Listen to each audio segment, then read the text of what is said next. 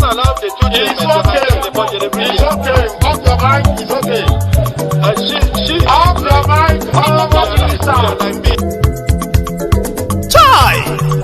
Now wow, people wey suppose talk truth to power don't off mic.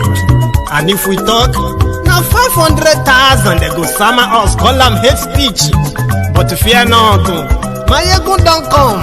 Him go torchlight every corner, nooks and cranny of all these bad people where they spoil our country.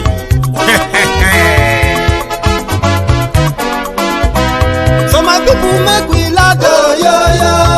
Maiyegun don't come, oh, yo yo. My people make we shout, oh, yo yo. Maiyegun don't come, oh, yo yo. Maiyegun don't come, man of the masses, oh, yo yo. Maiyegun don't come, oh, yo yo. Maiyegun diary Politico, oh, yo yo.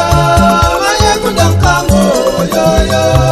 This one not the off in mind, oh, yo yo. Maiyegun don't come, oh, yo yo. Can in the touchlight every corner, oh, yo yo. Maiyegun don't come, oh, yo yo. Okay, some people be they holla say they want the power. Chai, them be promise us say we go get light and power. Nah. Them hustle so they can't get the power. But now they know they do anything with the power. Sure. Every day, dollar just they get the higher power over naira. Still them talk say make we off mind. But thank God say Maiyegun don't come. So my people make you laugh, oh, yo yo.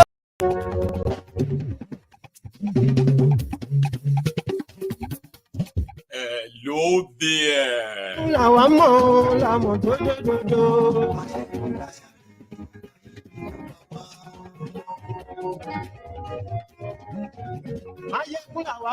Yemi Koko or Yemi Koko. Thank you very much for that.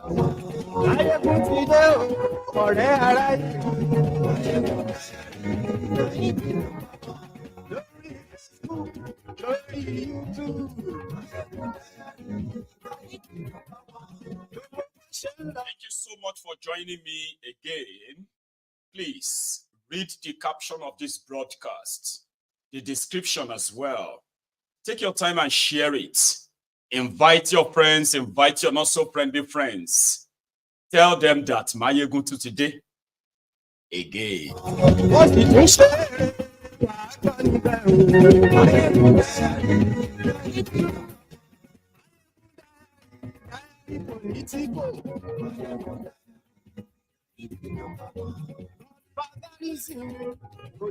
As usual, the court jesters, they are friends in iniquities, are criminals in their enterprise. They met again at Tifnumbu's house in Bodilon, of course, during the holiday. And that was where Akpabiole, as usual, was playing to the gallery. And yes, from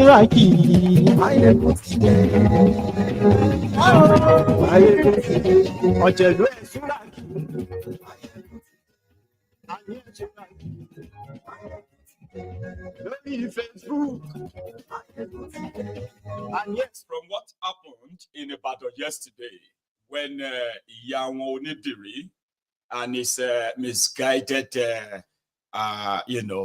followers, I'll put it that way, invaded the Oyo State government house without any exit plan. They brought shame, disgrace, and embarrassment to a noble cause, and reactions have been pouring everywhere. This one's too shall pass. You have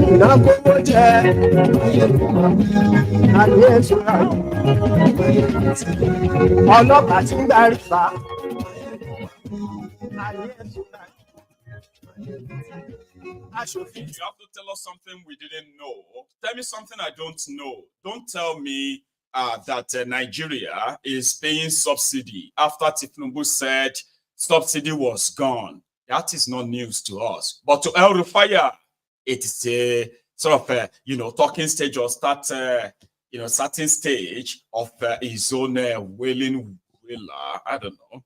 Yeah, El Rufaya is here to remind us that Tifnumbu has been paying even more than what Nigeria was paying for subsidy before Tifnumbu and before subsidy was gone. El Rufaya. Ọ̀jẹ̀lú ẹ̀ súnragì. Ayé ẹ̀ súnragì.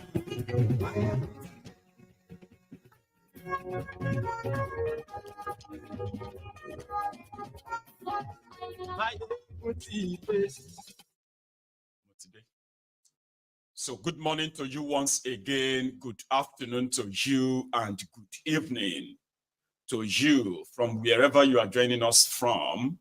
It is Maiyegun Live. I would have start from what Akpabiole said. I can always come back to that. Yesterday, which happened to be when the news of the invasion of the government house of Oyo State out of 6 states, I've been at 7 states that Onitiri declared Democratic Republic of the Yorubas dry. So dry. And there are people who felt like, some of you felt like, no, don't condemn them. At least they did something where other people are not doing anything. One person even came. I would say one person because there are people who probably felt like that. In the camp of Onidiri. And that person came and he said, all of you are condemning her. All of you are blaming her. Waiting your own papa don't do to liberate the Yoruba. You see, there is this delusion that requires, there's this delusion among our people, okay, that requires serious enlightenment and education. And I am glad that for those who have participated, right, when we were reading this book, Why We Struck, this book is an account of effort of those who felt like they could rescue Nigeria, use them as a, as well as those who felt like, no, they don't want to be part of Nigeria anymore. What made such convictions stronger and what ruined those convictions? Number one, I know a lot of you probably felt like we need to fight to break out of Nigeria. As convenient as it may sound to you. For you, all you have to take is just go and get guns and give the guns to whoever is ready to carry the gun. That is the biggest delusion that some of us actually have and strongly believe in. Soldiers put together, trained soldiers put together civilians in the time of war. Thousands of them. Right? And it was pretty much so obvious that without adequate and proper training, it is more to win a war or to possibly even break away in that manner. It is beyond buying guns and giving the guns to who is ready to carry the gun. Okay, and that doesn't mean that those of us who probably felt like until the time when you can easily say, yeah, we do have all that it takes. Okay, we want to go through that route now. You have all it takes, not deluded people, thick, deranged people. My father cannot single-handedly go and carry gun and then break Yoruba away. I have told you this many times. You cannot break people who are not in unison, in unison with whatever your plan is. They will be the first to rise against you. If you don't learn from history in this regard, right, you will repeat it. So yeah, only Onidiri bought, I think they bought one gun. I actually thought they had many guns, right? But they bought more uniforms. And when she made that declaration from far away America, okay, the deluded listener to her, the ones that some of you want to, I won't even say some, the few of you deluded ones who is also watching this broadcast right now, as deluded as you are, right? So somebody who want to go and take over the government of a region chooses to go to one with one gun and many machetes. All right. And there is actually absolute no exit plan, no martyrdom, just some dumb fucks who got motivated by a lunatic. And some of you want to turn around and try to make it look like it's all right. Have you actually seen what they have sent them into? Have you actually imagined the gravity of what they have sent them to do? I know some of you are also creating your own conspiracy theory. Na Tifnumbu they sponsor am. Na kineko this. Somebody even told me to my face here that I was surprised that I believed that the whole invasion is real. That I was surprised that I didn't know that this could be Tifnumbu. This is part of all of the things that continue to give the deluded ones a little bit of, like, oh, he could have succeeded. One person even asked, he said, what if they succeeded? Here you will be here and be. And we said, have you taken a look at those who want to go and succeed and those who they really want to be up against? You want to take over the government of a region, right? And you've not got any sort of resources to make sure that you take over all of their police stations, military posts, and everywhere that they could mobilize to come and meet you wherever you are. You didn't plan that. And you feel like, the right thing or the way to make yourself feel better is to say, at least they did something.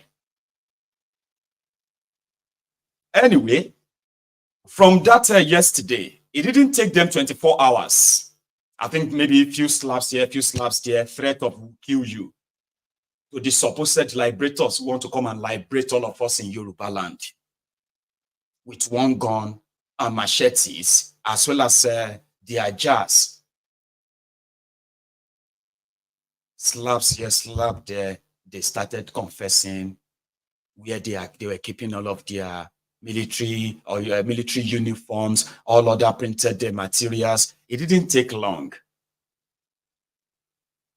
And forever, this is going to be on record that this happened. All these videos, they will remain. Internet never forgets. And I know this before now.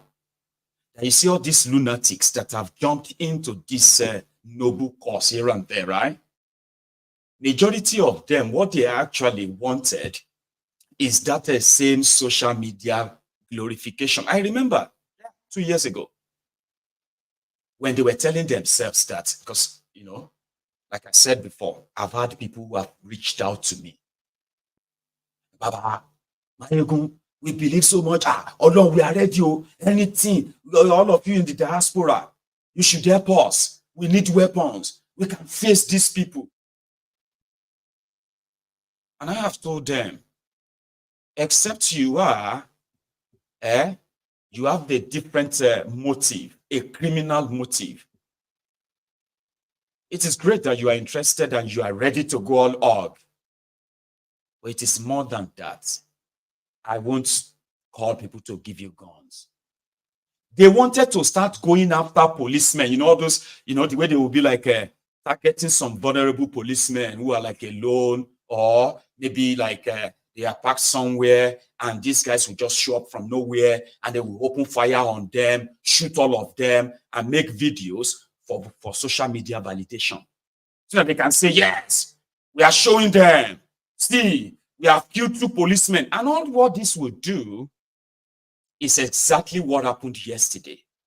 It will give the murderous, untrained, unprofessional, terrorist security agents of Nigeria just what they needed to begin to justify murder and possibly genocide in Yoruba land. So 2 years ago, I raised the alarm. Man, they were actually like talking it. They said they needed to, people needed to see something. We need action.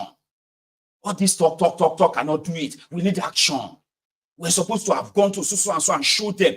What you don't know is that to get your nation, it is beyond just going somewhere, shooting down people there, spreading fear and all of that, and escaping. It is more than that. That is criminal. But there are people who wanted it in Yoruba land. I was privy to it.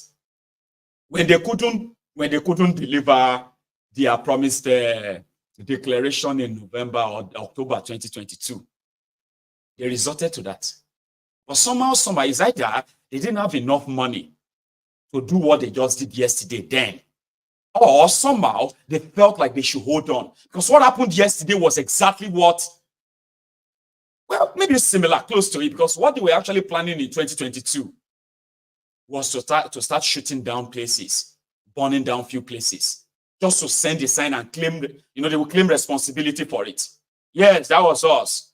We are telling you we need Yoruba nation now.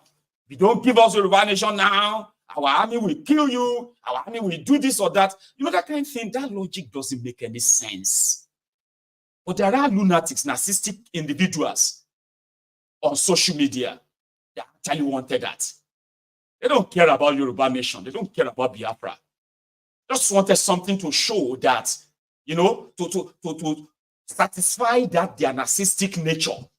It doesn't matter if there are people are those who are actually going to be the victims. They don't care. Any Yoruba that become victim is supposed to be like a saboteur. If you get attacked by these lunatics, these miscreants, maybe you are just an enemy of Yoruba. If they are fighting for your freedom, that kind of mentality. We are fighting for you. We want to free you. And that's why we are shooting guns everywhere. You need to begin to support us. You need to praise us. Or else we will treat you as enemy. That kind of what they were planning. And I was like, like, are you being serious? Then if you begin to really engage them, the conversation around self-determination, self-rule, and like proper conversation around it, like, okay, what's the plan? What's this? They have no clue. They have no idea. To them, no, we must fight for our this or that. Okay.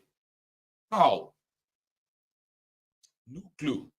Just some deranged, deluded lunatics hiding behind different of their devices. And then another person came and he said, oh, so you are denying them now, Maiyegun. Are you not the one encouraging them to pick up guns and all of that?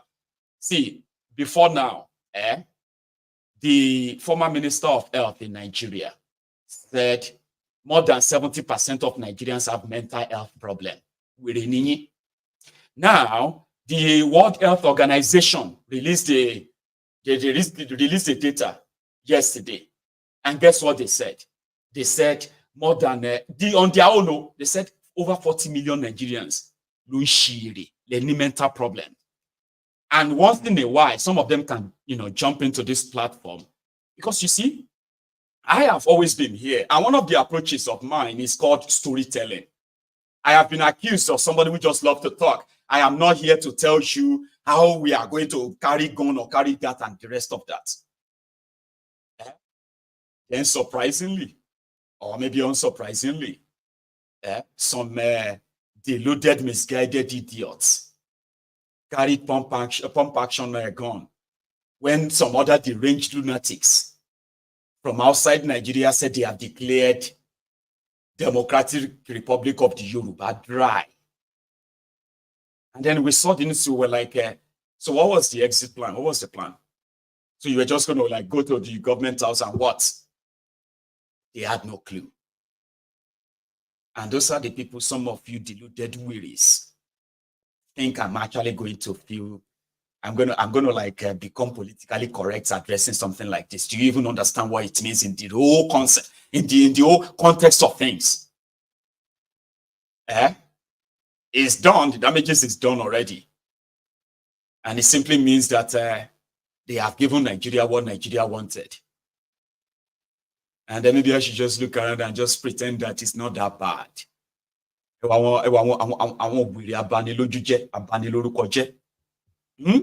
Take a look at this one.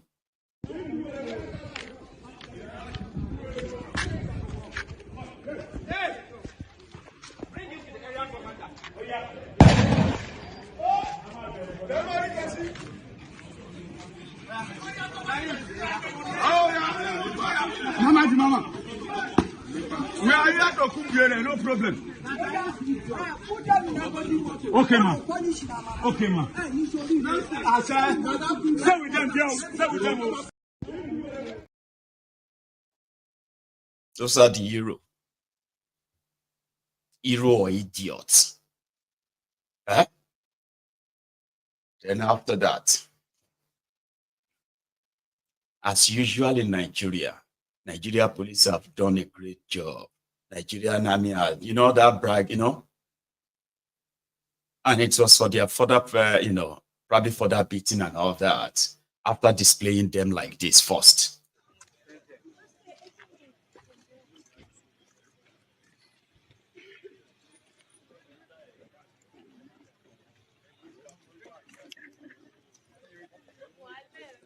Alright, so carry.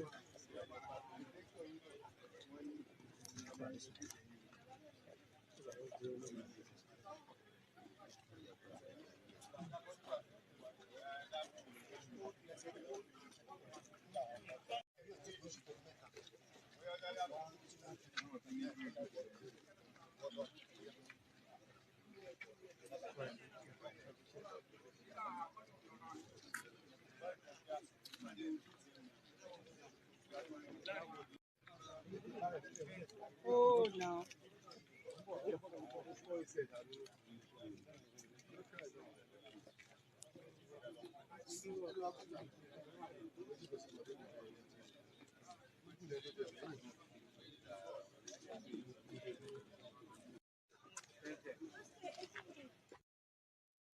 One of her proof points.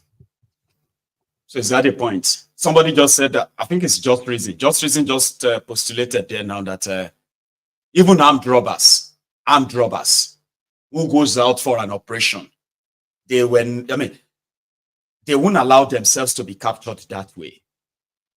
Talk less of freedom fighters. Our freedom fighters, no training, no enlightenment, no real logistic other than some, and somebody said this is not the first time that she's done something like that too, but that just didn't, catch the attention of the Nigerian criminal police and the rest, Abby. I think it was the one when they said they were going to go and dig. I remember now. Is that not the one that they said they were going to go and break open the border? They have opened the border. We have opened the border now. Everybody, your border is open. I think it's that one, Abby. That they made the video. Yoruba nation, border open, we meanwhile is just the display of rascality. Display of rascality by some misguided miscreants in this regard. Those videos will make their way to the internet. They will make their way to so many places all over the world. And they do not portray the Yorubas in good light, the Yorubas that the world knows about. Now you can even see the Akpabiole and one more Alidede. I thought they said they love Yoruba land. I thought they were calling people Omoale for not following Tifnumbu Omoale. They were the ones who are now mocking and calling for the execution of these guys. Tifnumbu people, wait till you say they love Yoruba land. They are the ones they are now calling on these are the people who claim the lunatics who probably are coming to rescue the Yorubas, Abi. So they didn't bring anything but shame. And that image will remain forever in the minds of so many people who have come across them. After slap here, slap there, they took them to the Oluyole. I don't know if I should call it hideout now.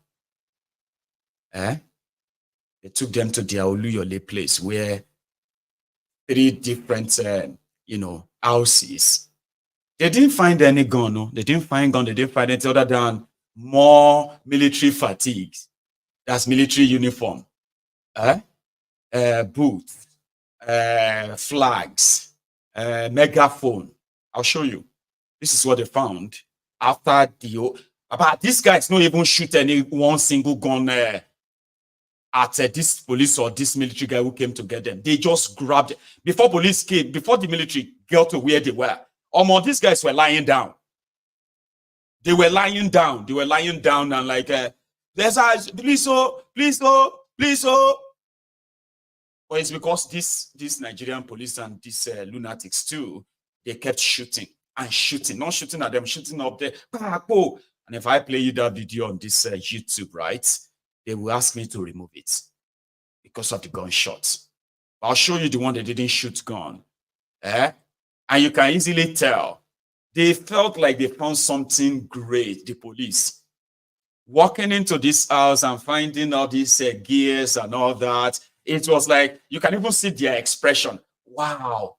Ha. You want to cause war in Yoruba land. You these people on top cloth. Only small slap here and there. And the Adele president, interim president. I am here to hear another broadcast. I'm following it. It's interesting though.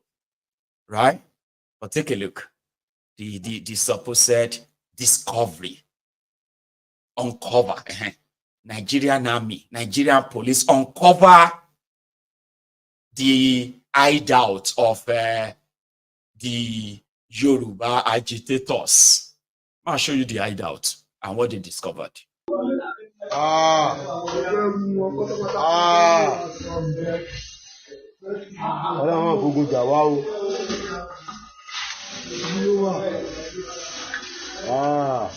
Everyone could come out to you for me.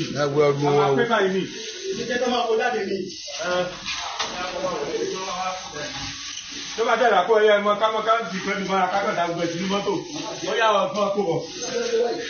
Kí la fẹ́ kó lè lè rẹ̀? Láyà kó tí wọ́n kọ́ wa náà ní. Láyà kó tí wọ́n kọ́ wa ní. Wọ́n á láwọn sọ́jà àwọn ọmọdé ọ̀rọ̀. Àtàwọn ilé gan látọ̀ tó wọ̀.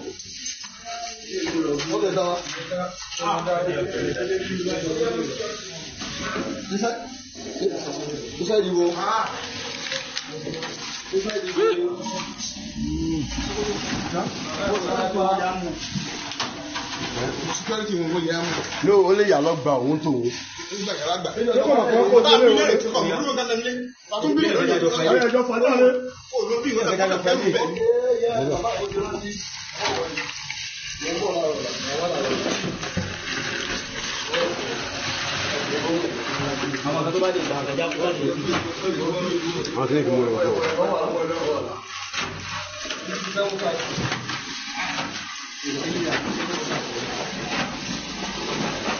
To our Yorubas.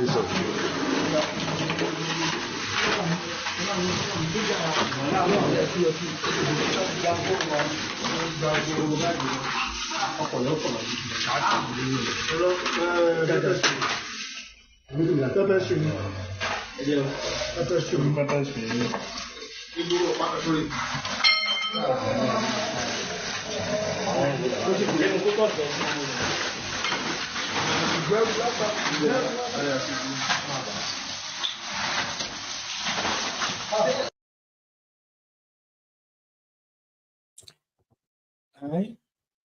That's them feeling triumphant. Oh, we have now prepared. Now they will be telling themselves, okay, they are Yorubas too, but they are working for Nigeria. All right? They do not have any connection with the subject matter. Okay? Which simply mean they do not have any understanding of what an independent Yoruba nation will mean. They are working for Nigeria. They are Yorubas. And they are seeing an advocacy that is about Yoruba self-determination, right? But they are the first, what will you call them? They are the first to feel so disgusted about it. And they will tell themselves, we need to work more. This thing is spreading now. We need to write our report. We need to know how they even got all of these weapons in. We need to get this or that. Like they will be more interested. And in a negative way. Because with that, once they begin to file reports and report about the activities like this, then they, as as clueless as they are too, so they will escalate, their misunderstanding and their ignorance, coupled with their disloyalty to their own supposed people in this regard, So they will begin to suggest, what should we do to stop them? What should we do to make sure that this does not become really popular? So yeah, those police officers will go home at night. They will tell their family members, they will tell their neighbors, we caught some idiot today. They are shouting Yoruba. They are Yorubas themselves, but they will be like, we were at the office this morning, and we just received an emergency call. They said some boys, they are Yoruba nation. They just took hold. They said they were taking over the government house. We moved into action. By the time we got them, I say, Yoruba nation, which one is that? Don't mind them, Charade. All those people that love to cause problem and trouble, we will deal with them. Please, so tell your children, they shouldn't get themselves, because our guy in office, we have discussed that anybody that we capture for Yoruba nation like this is a terrorist in here, so we kill them. Now, it's because of Nigeria, and this is how they build the resentment. And you will see an Igbo man speaking Igbo, and he will aim gun at his fellow Igbo, all because he believes that his Igbo brother demanding for Biafra. Is a dangerous enemy to him that he has to take out, and he can be given a reward for it in Nigeria. The Yorubas will kill the Yorubas asking for Yoruba nation and go and get a rank, put a button on their shoulder, for helping them to kill those who are aspiring for self-rule. And I keep saying this, right? We need more education, more of it, Baba. There are movements that takes years. I'm talking about some decades to actually build the formidable army and the formidable force of nature to take whatever they want to take. If it's going to take the Yorubas a decade, 100 decade, it doesn't matter now. You know why? Because the day that the generation that knows why they must have their own independent country away from this contraption emerges, there is no force that can actually stop them, because they will be more than equipped to be discouraged, because it's going to be about life and death then. So we need a lot. Like I said, I'm doing something on that in that regard, where I'm not saying that we have to wait 100 years or 200 years. That's not the point. The point is that when you are not ready to declare any war, you will be so stupid to think you can actually be a hero for being foolish. Because that's what this is all about now. And I saw a video of some women. They were lamenting that the Nigerian police, in their usual way, while they were engaging with these guys, they also decided to kidnap every innocent person they saw on the side, just to show walking. And these ones are now crying out. I want you to listen to them. They are speaking in Yoruba. Somebody's going to be helping me to helping all of us to interpret that or subtitle it in the comment section. Pay attention.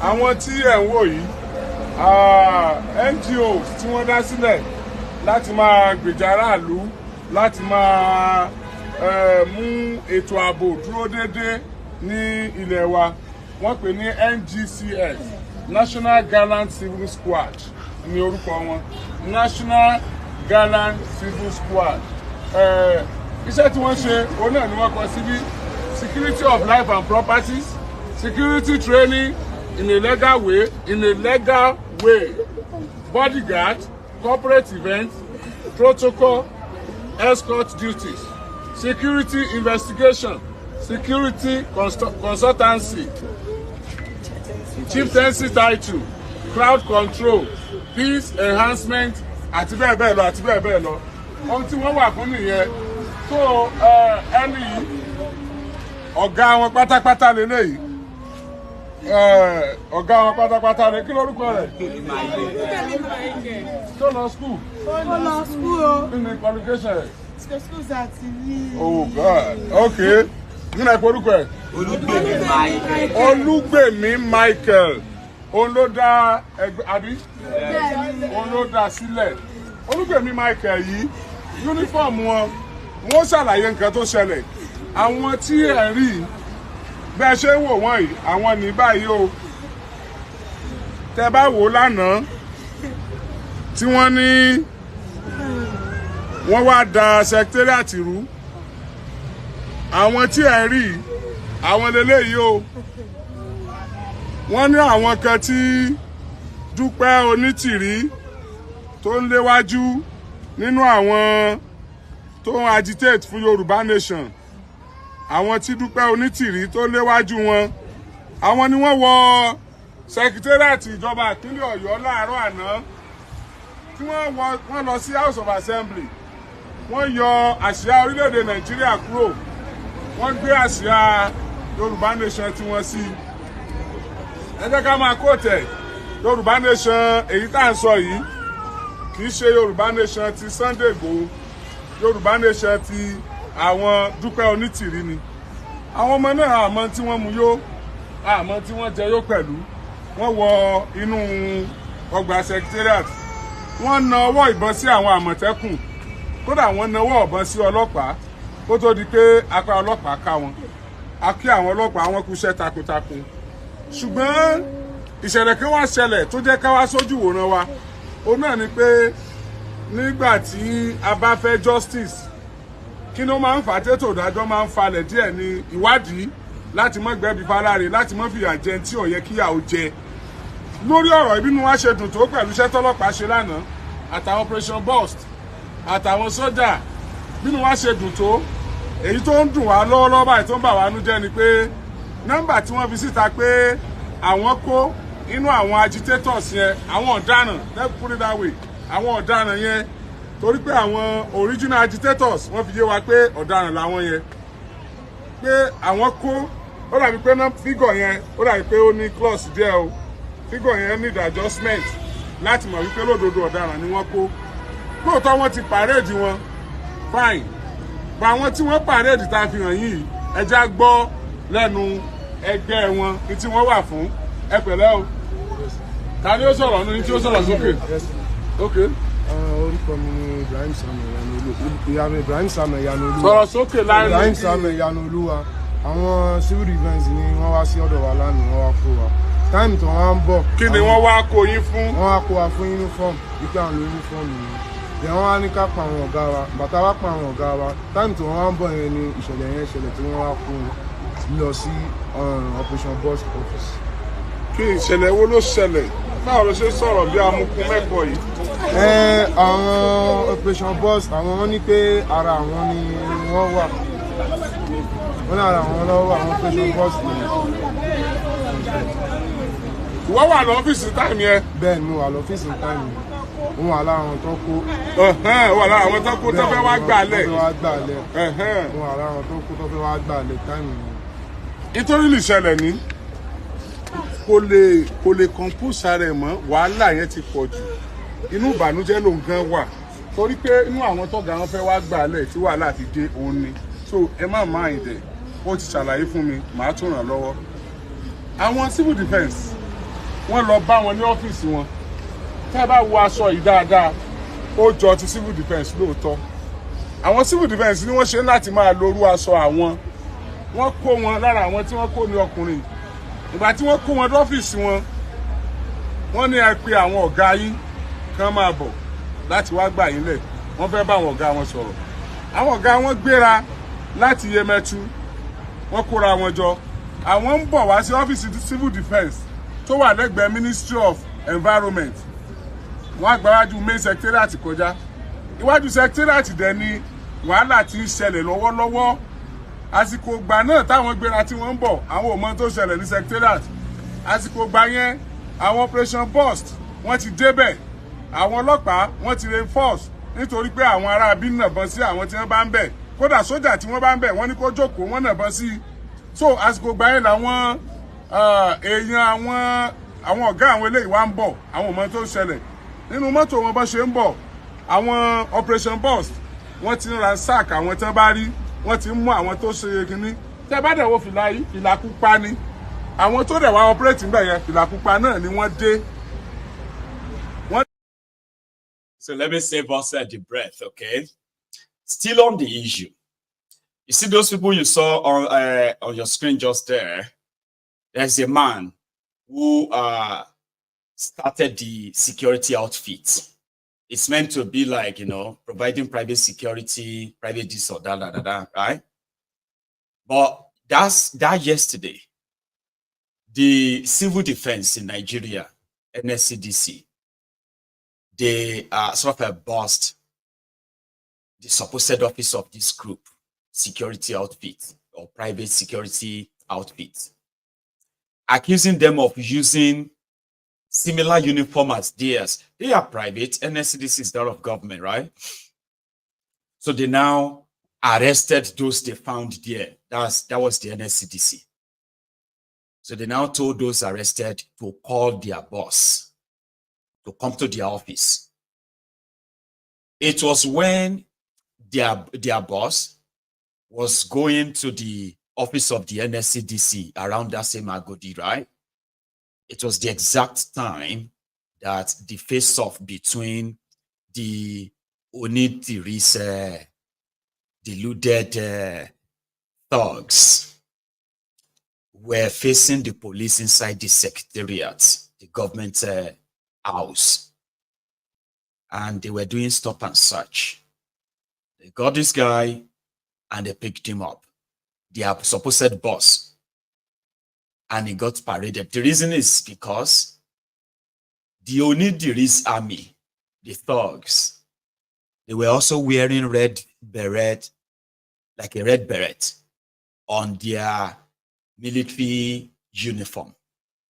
So when they saw these ones with red berets outside the Agodi government house, they just picked them. And when it was time for them to parade those thugs sent by Onidiri, they paraded this Oga boss. And they had to go out and cry out for help that, no, our man wasn't one of them. Oh, we are not one of them. Oh. So our inspector seen here. So they would have to go prove that they are not one of them.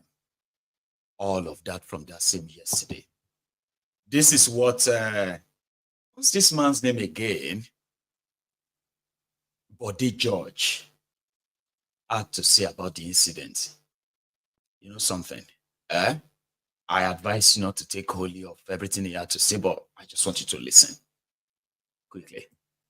You know, when one of my political sons in Oyo State sent the clip to me, I thought it was in Nollywood.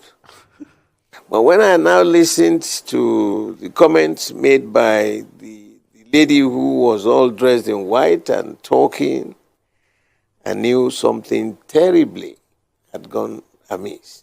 You know,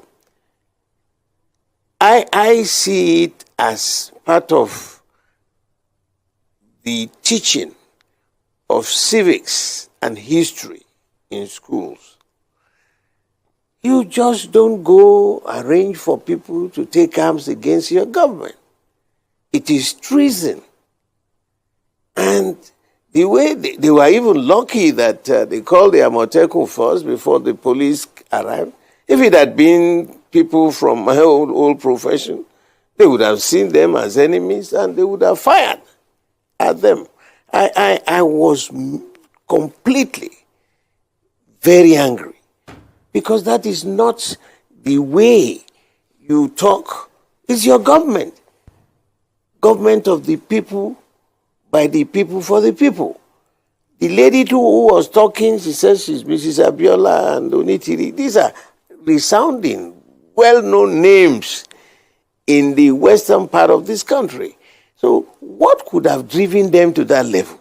You are not in the country. You are telling them that you are declaring the kingdom of Yoruba or something. I thought it was like a joke. It's a bad dream. Naturally, yes. The Attorney General of the Federation is from Oyo State. The President of Nigeria today is also from the Southwest. So what on the globe would have driven them to that? My conclusion is that maybe they are not that educated. But when you listen to them, and I know the Onitiri family very well. I think the second son of the former politician, Papa, was my classmate in secondary school. I know their family very well. So listening to that and hearing what she's saying, Kadan kadao, suru. You don't take up arms against your nation. Better now come back home. Because these guys that have been arrested, they are going to be treated like, well, we pray for them, but it's unimaginable. I said, what? You brought guns? They were there with charms? Are they dreaming? It's unacceptable. It's the highest breaking of the law of the land. You can talk, you have that freedom of speech, you can express your opinion, and we have been doing that. That's the most sensible way to approach this problem. Everybody, including me, I know as a matter of fact that the constitution we are running is not working. It's more like a defined paperwork for a military organization. Why should everybody head to Abuja every month to collect their lages? It's not working. What has the president got to do with my local government here, or with the local government in Sokoto, or the local government in Bayelsa? No, nothing. Politics is local. And we want to see that the restructuring, everybody's been talking about it, is what the path we should take. But to start taking arms and now shooting people, it's a modern day Robin Hood. It's insanity. And I want to plead with everybody. Well, the investigation will go on. They must get to the end of it. What surprised me? Baba, I understand this, his own contribution to this mess. So that's why I said his reaction, honestly speaking, is the reaction of a majority of people. This is not how to do it. It is not. And for the Nigeria that we know very well, it's automatically like they never really wish themselves well. And they look so scared. I have seen them. So they were captured by the Amotekun. But the judge was surprised that people could pick up arms. He kept talking about the law. Listen, of course we say Nigeria is a lawless place. But don't try to find out when they want to use their lawlessness on you. They will use it to the fullest. Do not give them that opportunity. Don't walk into their hands and then begin to wonder why they are treating you that way. And that is why if you want to go hard, you have to go hard enough. If you want to go like boom, boom, boom, boom, then you have to go like that, boom, boom, boom, hard enough. Not the one that they will send a Motekun. And you begin to say, hey, we surrender. Hey, no shoot, no shoot. Please don't shoot. But they judge wondering that people can become very, very, agitated to pick up arms against the illegitimate contraption that they are forced together, right? Then it's like, but the judge is not really, he's an old man. There are many like them who still see Nigeria as a country, no matter what you say. And to them, even if Nigeria is going to be restructured, it is not to break up. So if you are going to identify with people that will never support the independence of Yoruba nation, right? He is one of them. But I actually wanted to hear his reaction there. He was surprised. He was like, did you pick up gun? So it is because people, they didn't pick up enough guns. If not, Body Judge will say, could you pick up a gun against your government? You know what I mean? Because it's similar to asking, why would the people pick up guns, the Fulani terrorists? Just because they wanted land. That's why they picked up guns. So why do you pick up gun against your government? Because I want to not be under that government anymore. And it is treason. Truly, it is. And that is why, and he was right too. Like civic studies, those of us who did government, those of us who actually really went to school. There are some things that it is either you have a mental problem to be irrational to do. You know, there are some things you would do. Obviously, you are just irrational. And it's because you're not right up there. But there are some semblance of sanity that could pop in if your education, no matter how little it is, you will get to know that more. If we are going to take over this way, how many guns, how many rounds of ammunition? Give me a sec. I want to say this.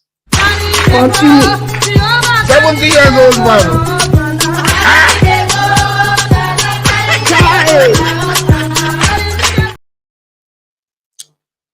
You get that?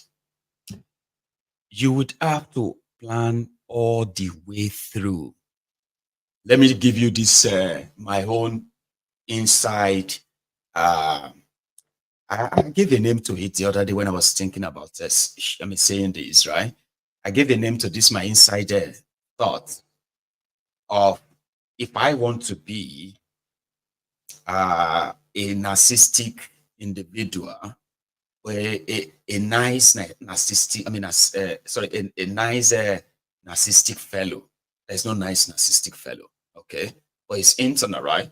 I'm talking about the inner voice that you speak to and say, if I have my way, right? If you want to take up arms in fighting for referendum or self-rule, it is mostly a plan that could take your lifetime. You have to fight until the last man, until the last bullet.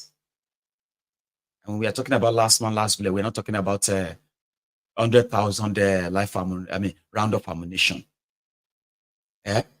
1,000 guns.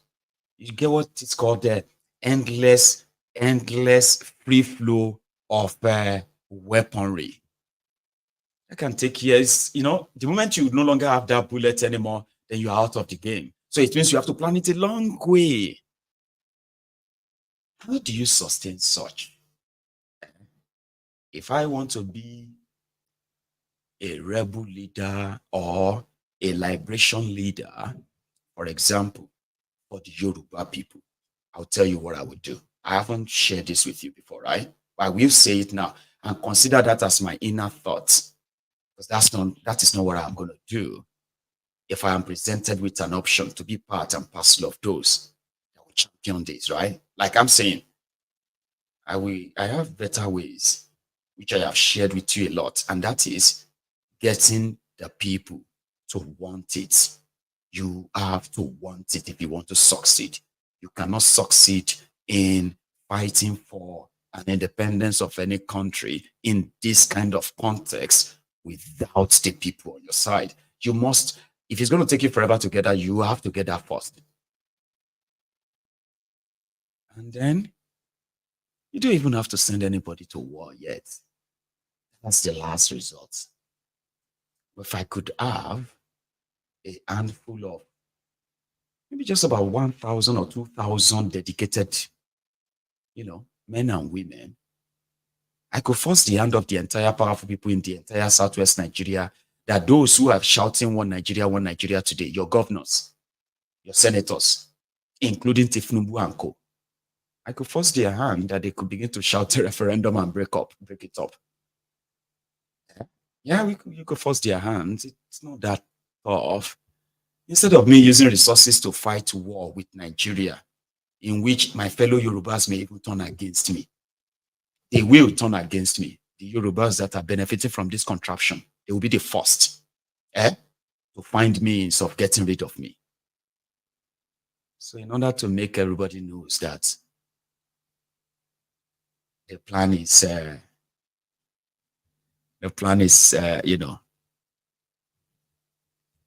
soundproof kind of, I'll say. I would rather go after those criminals you call your politicians. I can make them disappear.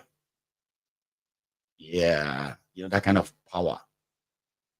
The power where well-trained men and women, they could walk into a government house and take the governor out of the place without shooting a single gun. I would invest my resources in such.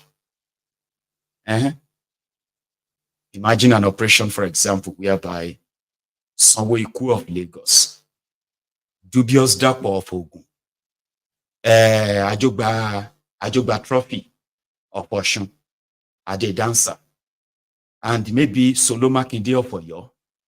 Imagine a situation whereby you put 4 of them in front of a camera and you declare to the people there that these are the enemies of the Yoruba people, and we will use them as a scapegoat to others who believe that they are untouchable in Yoruba land. Yorubas don't want to be part of Nigeria anymore. And all of you who are benefiting from that Nigeria, using your influence to continue to impoverish our people, keep them under the bondage of Nigeria. What will happen to these 4 will happen to you too. And don't think you are untouchable. I'm not saying kill anybody. Because in my mind, I said some level of shit that you've never seen before. Take the governors. Now the senators go first, they run away. First, some of them will not come back to Yoruba land anymore. Do you understand? To take up political post in Yoruba land and be shouting one Nigeria will become like you signing your death warrant, kind of. You go missing. They won't see you again. Not kill you. I'm not saying kill anybody. I could do that. But the resources to do all of that can take years of planning. Building mutual trusts. Do you understand? Establishing cells all across Yoruba land.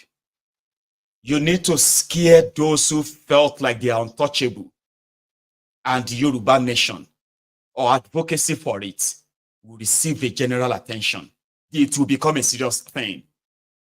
Because they will then be begging, Abba, let's come together and talk. All these things that you are doing, it's not good. Well, you can continue to say that. But for every one of you who have a chance of speaking out for Yoruba, and you choose to speak for Nigeria, don't come back to Yoruba land. That kind of influence, that kind of power is what I would do, not send people to go and take over a secretariat with nothing there. No, I won't do that. I have such. Eh? But I don't have that now. But look at me very well. I told you these are my inner thoughts, inner thinkings. They are mine. And don't ever think that it is impossible, because I am from this I have this philosophy. And it's a very powerful one. If you can think it, you can make it happen. Orientation, awareness, education, they are so important, because it won't take long before the people you think you want to do all of this for will turn against you, and you will become public number one enemy. And that will be counterproductive. Resources that you don't have can actually be used little by little. A lot of you want things done now, even when you don't have the resources to do them. These are just wishful thinking. Sending people to become suicidal or all of that. These are nonsense. But I am glad there are people like Bode, Georgia, and Koolu, and people like Maiyegun, right? They should be aware that there are actually Yorubas with proper orientation, with adequate education, and sufficient logistic resources to back them. They will force the hand of the owners of that contraption to let go, either peacefully or violently. Let's leave that and go straight to those who are already. They say politicians are always thinking about the next elections. Real leaders think about the next generation. So the likes of Akpabiole and Koolu, those who are the praise singers, ass lickers, for Koolu and his pampas, he had this to say 2 days ago, I think, when he was with Koolu in Lagos. The heads and commanders of the subnationals of Nigeria, the governors, almost all of them are following your footsteps. They are doing very, very well. I can confirm that. Irrespective of political party, the governors are doing well. So, Your Excellency, nothing to say than to say that this fasting period and this end of fasting and this Eid al-Fitr, Almighty Allah should protect you.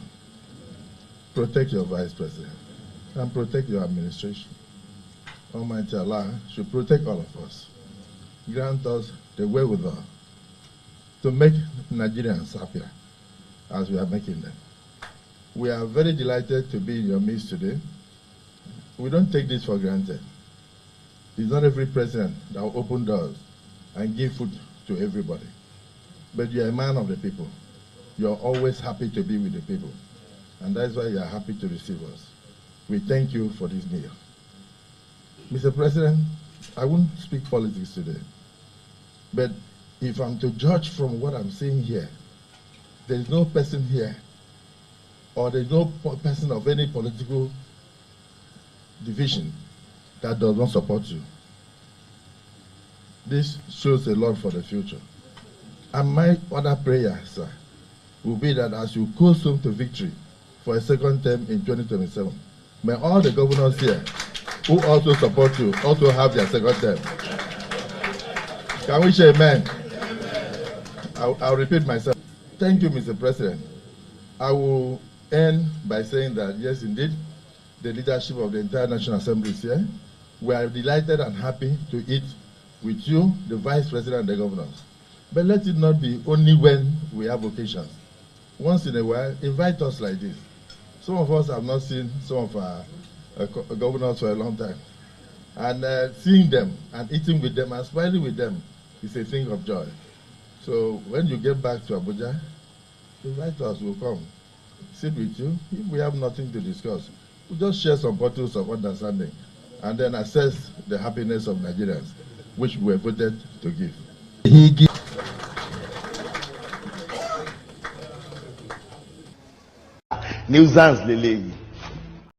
know what I see?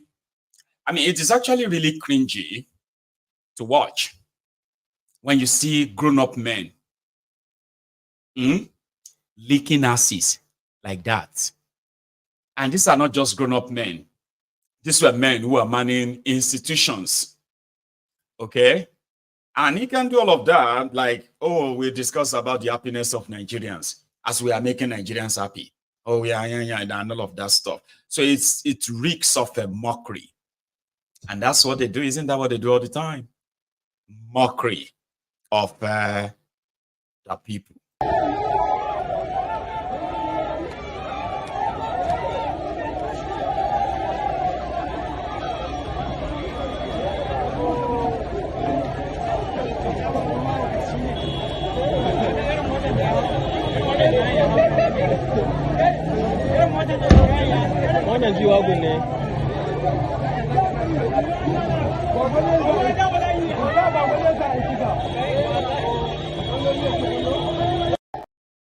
Pure mockery. Kadobi's what do you call that again? Is that like home run? Kadobi using Nigerian foreign reserve to defend the naira. And according to that word, I mean, it's a ridiculous word, so to say, defending naira. But that is the language that the Nigerian seems to understand. Whatever Kadobi is doing, making no stop, made it in they go down. My neighbor that bought dollars for 1,800, hoping that the dollar will go to 2,500. She is crying now. She's lost half of her money. Kadobi continue. Now your foreign reserve, they suffer. Number one, it's actually so stupid of you to join currency speculation and buying currency simply because it's going up and down when you are actually not into stock trading. That's nonsense. Okay. However, if you have your genuine, legitimate dollars, hey, if I have any one advice, or if I have been giving you any advice, or this why, and you've never taken any of them, is this one I want to give you now? Please don't ignore it. In fact, you see now that their dollar, Nigeria, naira to dollar of Kadobi using the foreign reserve of Nigeria, which is the money they are now sharing to themselves in a way to continue to speculate that what do you call it, that exchange. If anybody is smart now, maybe not right now, if you give it a few more days, you should buy the dip. That's what they say in, is that not what you say in economics? Buy the dip. If they wake up tomorrow and they tell you that a dollar to naira is now 700 naira, if you get so much dollars of that, you know what I mean? I mean, sorry, if you have so much of that naira, look for who is ready to sell their own dollars. Buy the dip and keep your money. Okay, it is about trade. And so as much as a lot of people are kind of noticing that, yes, they said naira dollar is coming down, how come it's not reflecting on the general things? And then they were like, give it time. Okay, so you should give it time, and it will soon be affecting general things. Then why would the NBC or MBS come out today and say your inflation keeps growing, including food inflation, still expensive and will continue? That is not corresponding with Kadobi's economic. When the dollar was 710 naira to $1, you could buy a bag of rice for 38,000 naira. Abi? So if you went straight to 1,800, 1,900 naira to $1, and the bag of rice jumped straight to 90,000, 80,000 naira. So if it comes down from 1,800 to 900, that's half. A bag of rice should come down to 45,000 naira. By that estimation, Abi. But that is not how it works. Kadobi say abracadabra is announcing a dollar exchange of 1,000 naira or so, as they are getting the, So, for those who are bringing goods to come and sell to you, to clear the goods, which is in dollars, the same Kadobi gave them the exchange rate of 1,460 something naira. And those are the people that will impact on the bag of your spaghetti or washing powder. Yes, those are the ones that will affect your direct purchases and all that. So if they really want to help you, that subsidized dollars that Kadobi is selling should be extended to those who are bringing things to Nigeria. Because whatever they take from them, as ridiculous as it, Baba, they have increased their import duties, how much you pay for bringing things into Nigeria. They have increased it 6 times between January 2024 and the end of March 2024. 6 times they increased it. But they are telling people, dollar is going to come down soon. No? And people are now wondering, well, how come? Oh, Maiyegun Indomie has come down. Oh, congratulations. So just hope they extend it that much. When Dangote agreed to collect a subsidy on a diesel, they didn't tell you how much they promised to give to him or how much they are going to write off from the over $10 billion they smuggled out of your central bank under Emefiole. Nobody knows what it is, but Dangote has promised to crash the price of his imported diesel. Who is going to pay the difference? You. And that is why El Rufaya in Borno, Maiduguri yesterday, told his audience, are you aware that a subsidy is back and it is ridiculously outrageous now than what it was when Tinubu removed it? El Rufaya. It was a guest where they are doing something, what do you call it? What they call the building capacity. Zulum of Maiduguri. Because, I mean, to be honest, you know that in practice there is no Borno state. I haven't told you that before, but in my book, there is no Borno state. How could you have a state with 27 or 28 local government area and you are only governing or controlling just less than 10 local government of the 28? I am talking about over 18 local, half of the whole entire state is no longer in control of Nigeria. And this is not an exaggeration. It has been like that for years since under Bokwari. Ungoverned areas in Borno is more than half of Borno state. Baba, they cancelled local government areas. Local governments that have been taken over by terrorists. They moved straight to the federal, to the state capital, and they have been like that.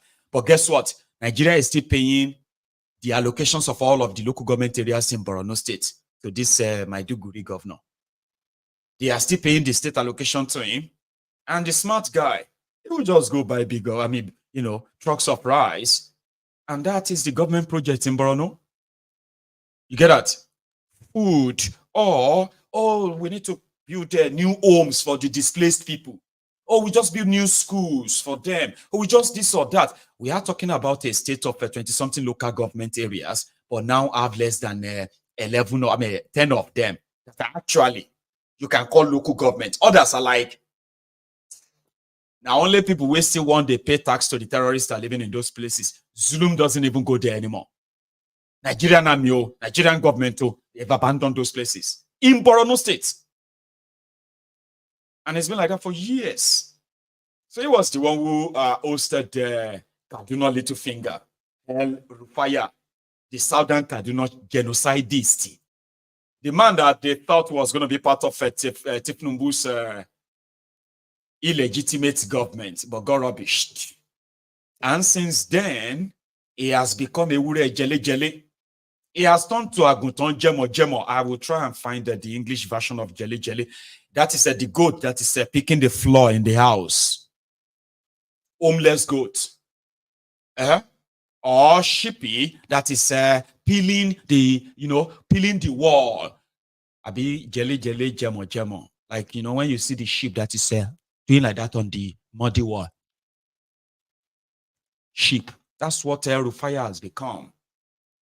But we all believe that it's a matter of time. It's going to be a matter of time before he is going to start sending his salvo. He's just being honest here, because it is true. But El Rufaya couldn't tell us how much. I have told you. Yes, I've told you. You know how much they are paying on subsidy now, don't you? What do you want me to remind you? Of course I will. As at May 29, 2023, last year, before the Tifnumbu's illegitimate regime came on, they said that January of that year, Melek Yari, in charge of the NNPC, they sold to themselves, right?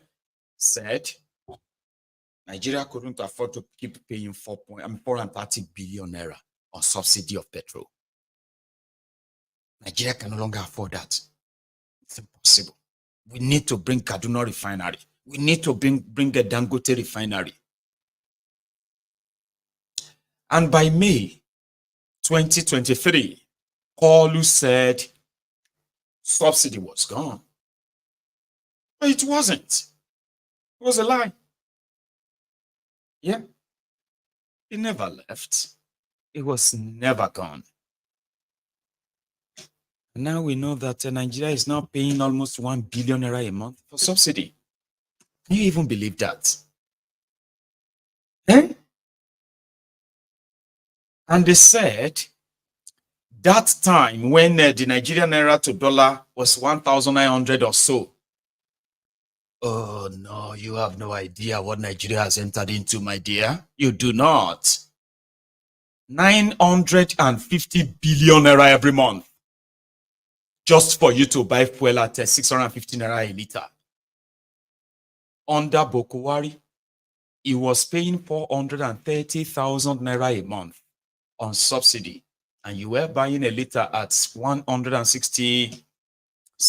naira a liter. So you're paying more. Your Tifnumbu's criminal, they are paying more on subsidy, and you are paying more on the same fuel. 950, and El Rufaya had to make that his talking point in Maiduguri yesterday. Nigeria is going nowhere. He said it. Nigeria has a problem of leadership. He said it. Less than a year of Tifnumbu. Show him how long ago. May we have a long life to witness all of that. Because El Rufaya will always be El Rufaya. Or can Koolu be Jonathan? Because as much as they told you that Jonathan was a weak this, a weak that, El Rufaya still had to cross border. El Rufaya had to run away from Nigeria to avoid jail. Until they started their jihadi, all past criminals, Al-Qaeda People's Congress. And that as a cover, they started there threatening Jonathan. If you touch any of us, you will cause war. And I think Jonathan was pretty much like, okay, I don't want to wahala. I'll just leave them.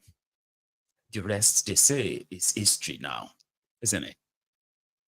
So El Rufaya, we will be monitoring, because I do remember when he, when he told, he actually told someone, he said he knew how, he knows how to retire. He said he knew how to retire godfathers, and he would teach Ambode of blessed memory. Somebody said Shotikuni. He's dead politically, so yeah, you can say that again, right?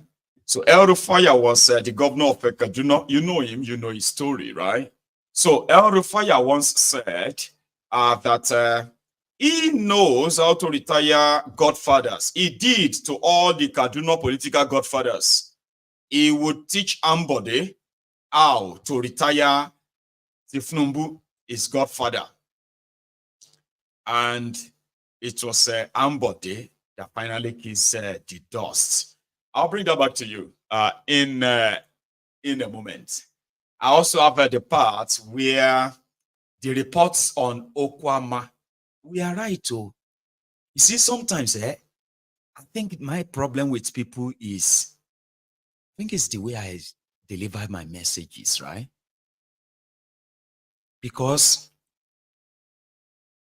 we have always been right on every interesting issue that we have taken our time to dig by piecing, together, different pieces of information here and there, piecing them together. We have managed to reach some very, very convincing conclusions in the past, and we've always been right. Okay, I'll tell you what I just discovered, right? You remember that we said that the Okwama killing was pretty much like the rivalry between the supposed bunkers, oil bunkers, those who are stealing Nigeria crude oil in the Niger Delta. See, government, Tompolo. Government Tompolo. Government Tompolo is a terrorist from Niger Delta of Nigeria who is into oil smuggling, gun running, and every manner of criminality that you can think of on the IC, crude oil stealing, even hijacking things and all that. But Tompolo today is a member of the Nigeria elite class. Nigerian Navy, Nigerian government can provide security for their own multi-billion dollars infrastructures, pipelines, and the oil. So they had to invite a terrorist, a repentant terrorist, Tompolo. And he's been, they are paying him 4 billion naira every month to help Nigeria protect Nigeria's infrastructure like pipelines and crude oil.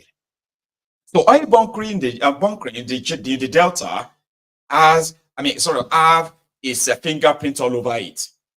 So the rivalry between those of them who were doing the oil bunkering in the Delta, it was the rivalry that prompted Tompolo, to invite those 17 soldiers. Do you know that those soldiers didn't go to Okwama in the Nigerian army gunboats per se? They didn't go to Okwama in the Nigerian army boats. They went to Okwama in Tompolo's gunboats with the expectation that another terrorist, a militant, they call them militant, another militant in that axis, on that same river, going through the Okwama, and the Okwama kingdom, they are like towns here, 1, 2, 3 here, and they're like many. In the entire axis, there was a guy that was trying to run things. And Tompolo could not stand him. Even despite Tompolo said, well-armed, whatever. Tompolo had to invite those 17 soldiers that got killed in Okwama. And Nigerian military kept killing the civilians and blaming them for the death. There is a revelation on that. A revelation is out on that. We were right after all. Yes, we were. And no wonder they did not want anybody to visit the place. They did not allow the state governor to visit the place. They did not allow the press to visit the place.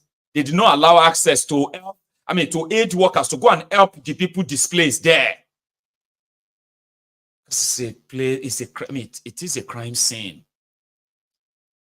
A place where the Nigerian military had perpetrated the worst of the worst crime against humanity, and they are doubling down and killing those they killed.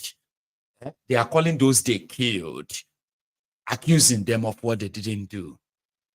It was pretty much a fight of the criminals, the military, the Tompolo, and these other people. It's sad, isn't it? So when I saw that, I was like, we were right, but we'll bring more of that. Names and every other discovered. I will bring them back here, and I lay my hand on them in full. Nigeria is a crime scene. Nigeria is a weapon fashioned against us. Nigeria is out to kill us. Anyway, so what do we do? Wait and die? Or put in some fight? You could eat the groin and belly the giant. Yes, you can. Talking about giants, how the mighty falling. Obaseki is It's kind of a different breed, sort of, right? Well, he got rid of his supposed the fiercest deputy, the peer that stood against their own godfather, Adam Soshiomole, Adamu Titelo. Only for them to end up stabbing themselves or stabbing each other. Oh, Obaseki is petty, Sha. You don't, I mean, you really dealt with Shahibu, by the way, right? Then he got impeached. Why do you have to even, I mean, why do you have to take a bulldozer to his house to go and demolish his security post, kind of? Okay, it's about being powerful and powerless, no?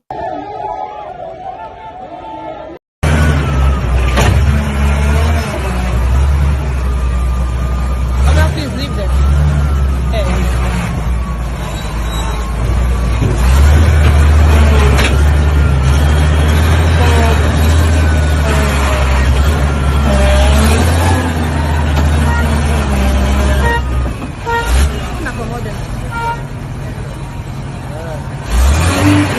So they were sent from government house to demolish the residence of the deputy governor. They were sent from government house to demolish the private residence. No notice was given.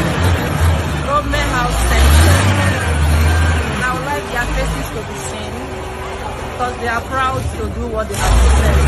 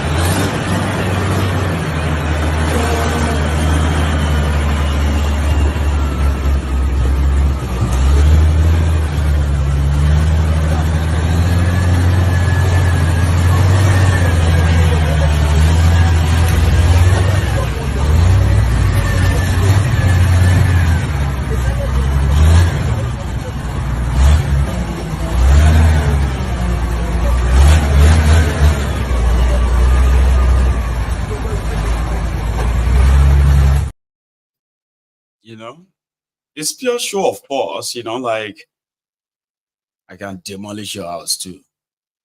Deputy Governor Maiyegun. Or he's a former deputy governor or impeached deputy governor. It doesn't matter. He's a former deputy governor now, right? Obaseki is going to be a former governor too. And the way Nigeria is, it is a jungle. Dog eat dog. Yeah, they put down anything just to kind of show to the person, the next person, that yes, I can do it. What are you going to do about it? You want to go to court? Okay, go to court. What's the court going to do? Nigeria. It's just similar to these demolitions that are happening in Lagos too, right? They're so full of, I don't know, like they're so gleefully kind of like happy when they are demolishing properties. And then you're like, oh, if you are this active, where were you when this was being erected? At least let's take a deputy governor out of it. Say instead of use in own supposed power to do what they believe normal shouldn't be done. And now that he doesn't have that power, then somebody who claim to have the power could go in there and just like, how do you explain this? Where multi-millionaire naira properties are pulled down because government just suddenly discovered that they were built on the waterways. Here is one in Lagos.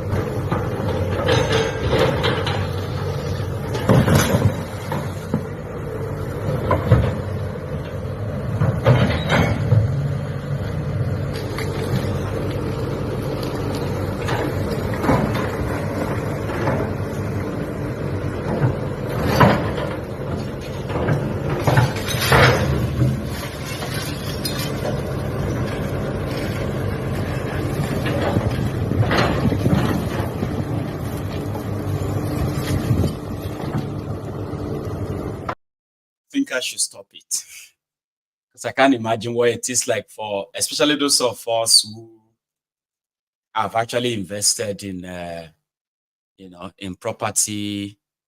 I don't want to say business, but you've invested in properties and you know what it takes to put up a building, so I don't want to make you feel too terribly bad and start having an attack there like, oh my god, what were they looking at? What were they doing until that place got mounted up to that much? Like, why? Okay. Probably the ineffectiveness of ideas, okay? You won't build a house anywhere in the UK. Like, do you know that people actually build their own houses here too? Rich people. Or don't you know that all of now where they build houses in Nigeria, even though you might say it's part of your this or that, but you are rich. Now, rich people, they build house. Even if you think you are poor, you are still rich. So you've got the approval. I mean, you've got the body that's going to approve your building plan. From the land, to the architectural part of it, the building, the certified, the certification that indeed it is habitable. People can live in that house. everything has the consent of the government, the authority, the housing authority, or any authority for that matter. They do have same in Nigeria, but bribery, corruption and the rest of that. Corruption is such a evil thing, right? That actually destroys the core value of human existence, like every moral value, moral code, values that is like define humans. Corruption taints that, destroy that, and brings so much untoward pain to his victims. So I will react the same way, and I'll just, and for those who knows that sometimes those houses being demolished, they are not just being demolished.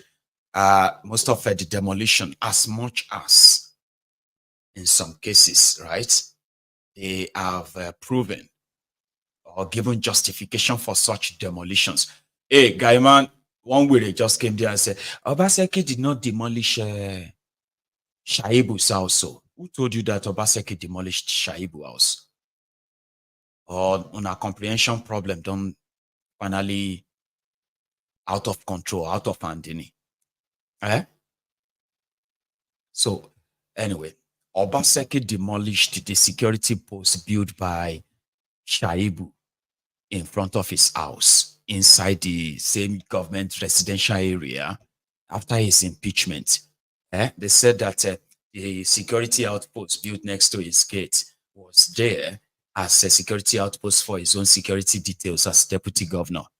Few days after being removed as deputy governor, Obaseki sent a bulldozer from the government house to roll down to Obaseki's house, front of Obaseki's gates, and remove that security post. It wasn't built by Obaseki. It wasn't built by Edo government. It was that guy who built that as an extension of his property. So yeah, if they got it removed, how come that it got removed only when it got impeached as deputy governor? How? So don't come here and say it's fake news if you don't want Ogun to buy you. If you know Ogun will kill you there. So don't type anything like if you have comprehension problem or you have a hearing problem, right? Well, fine. Say it. Stop buy down if you know Ogun will kill you there, right? So that I don't have any business or any dog in their fight, right? I'm just trying to continue to see what power could do to supposedly two good friends. Power. No, so the Igbos in Lagos who are still in Lagos, don't wait till your property is demolished, your business ruined before you begin to divest your own investments. Or you remember Ezekwesili Nwodo. Did I even pronounce that right? Well, he's an old man now. The former PDP guy himself. I don't know if he's still a PDP guy, but he's an old man now. This Obasanjo said at time. He had this to say about the state-sponsored Cold War or state-sponsored profiling of the Igbos in their own country. The Igbos are Nigerians, like every one of us there, or you continue to kind of make it obvious to them that they are not wanted as part of Nigeria. Then you gaslight them that for wanting Biafra. All of this, which you do not want them to go, even if you do not have control over whether they will leave or not, right? Your criminal established system in Nigeria would rather have them killed. Here is what Nwodo had to say, if you don't mind. Now, the Igbos have received serious bashing in Nigeria. Just look at me, sir. In terms of marginalization. This is a country that has survived going to 50 years after the Civil War, and people were given £20 no matter how much you had in the bank, and they survived with that £20 and are still standing. These were people that were promised rehabilitation, reconciliation, reconstruction, and all those who are practicing the breach.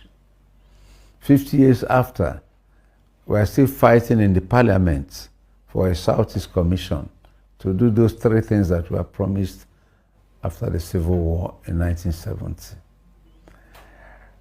This is a people who, in the last election, showed that they have the population to vote in a president for Nigeria. Now, recently, the gentleman who was championing Oduduwa Republic and was incarcerated in a neighboring country has been released and is free and is traveled abroad. Now, Nnamdi Kanu, who was also championing the creation of Biafra, has been kidnapped, incarcerated, even after the courts have said that he has no case to answer. The Igbo see it as further telling them that they are second-class citizens in their own country, and there is a different treatment for them as compared to others. These same Igbos made their own contributions, which in no way you can say is inferior to the contribution of any other part of Nigeria for the independence of our country. These are people who are they are lucky that God created them with the spirit of enterprise. And you have seen what I've done with their 20 pounds. Go around Nigeria and tell me how many cities you will see that are as well developed as, even let's take the state capitals. Not to talk about going to the hinterland in Igbo land and see the mansions that enterprise has created. So the country has refused to use these people for the growth of the country's economy. If they allowed the Igbos to thrive and to influence others positively, rather than hounding them wherever they are, I think the country would have developed faster and better. Igbos created Lagos, Igbos created Abuja, Igbos created Kaduna, Kano, most of the country, Port Harcourt. And when you have such people, it is the country to use, for the country to use them to the country's advantage and not to continue to suppress them. So we feel very, very unhappy in the Nigerian state. But what we promise Nigerians is that we're not going anywhere. We're not going anywhere. We'll be here until we reap the full benefits of our contribution in building this nation. It is either a magnanimous, detribalized leader gives us what is our due, or by the grace of God, when we get there, well, if the current mantra is the only way people can get their due in Nigeria, when it is our turn, we see whether we produce an Igbo leader that will also follow that mantra and give the Igbos what they deserve in Nigeria. But we are not begging for pittance. We are not begging for something that we don't deserve. We are not begging that what belongs to anybody should be given to us. No. Give us the freedom to be equal partners with every member of this nation. Allow us to grow and thrive freely in our own country, and allow us to occupy positions that are valuable to every citizen of this country to occupy. So in a nutshell, we're asking for equity. We're asking for fairness. We're asking for justice in Nigeria. That's all. Nothing more than that. As long as we heard you. And a quick one. Igbos did not create Lagos. Igbos did not create Abuja. Igbos did not create Port Harcourt that way. In context, I bet what he meant was the contribution of Igbos to these mentioned places are so visible, so huge, for them to be denied the equal opportunity of saying of nationhood. That's the way I see it. All right. Sometimes word can come out and they will just be, you know what I mean? Like they will just be interpreted wrongly. And that will be the only thing people will pick up from there. You get what I mean now? But indeed, when you look at all these places, we do joke about that, don't we? That wherever you go through and you do not see an Igbo man there or woman, leave. It is to talk about their industrious, enterprising nature. And Nigeria and the Nigeria ruiners from the histories that a lot of us are now getting accustomed to. They have this snag for the Igbos. And they wanted the rest of us who are non-Igbos too to feel same way. Okay? But they won't have their way all the time because a generation that has to know that we don't have to inherit other people's enemies. That generation is here, not coming. They are here. We will not inherit other people's enemies.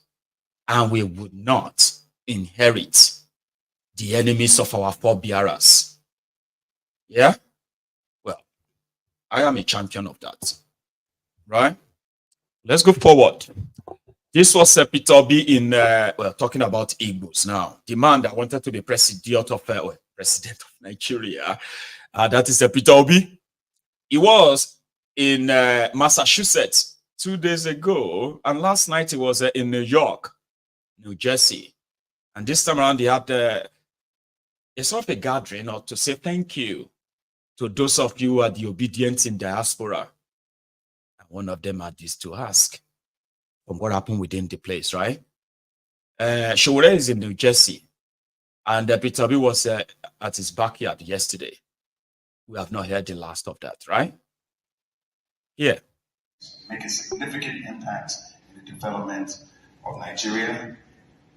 We have one from Brother OG. Please, so I'm sorry, the reason we're not reading the names because I'm reading put your names, but this is from Brother OG, and it says, based on your understanding and experience, what changes have been proposed and are in place for the trust and belief of the democratic process in regards to INEC?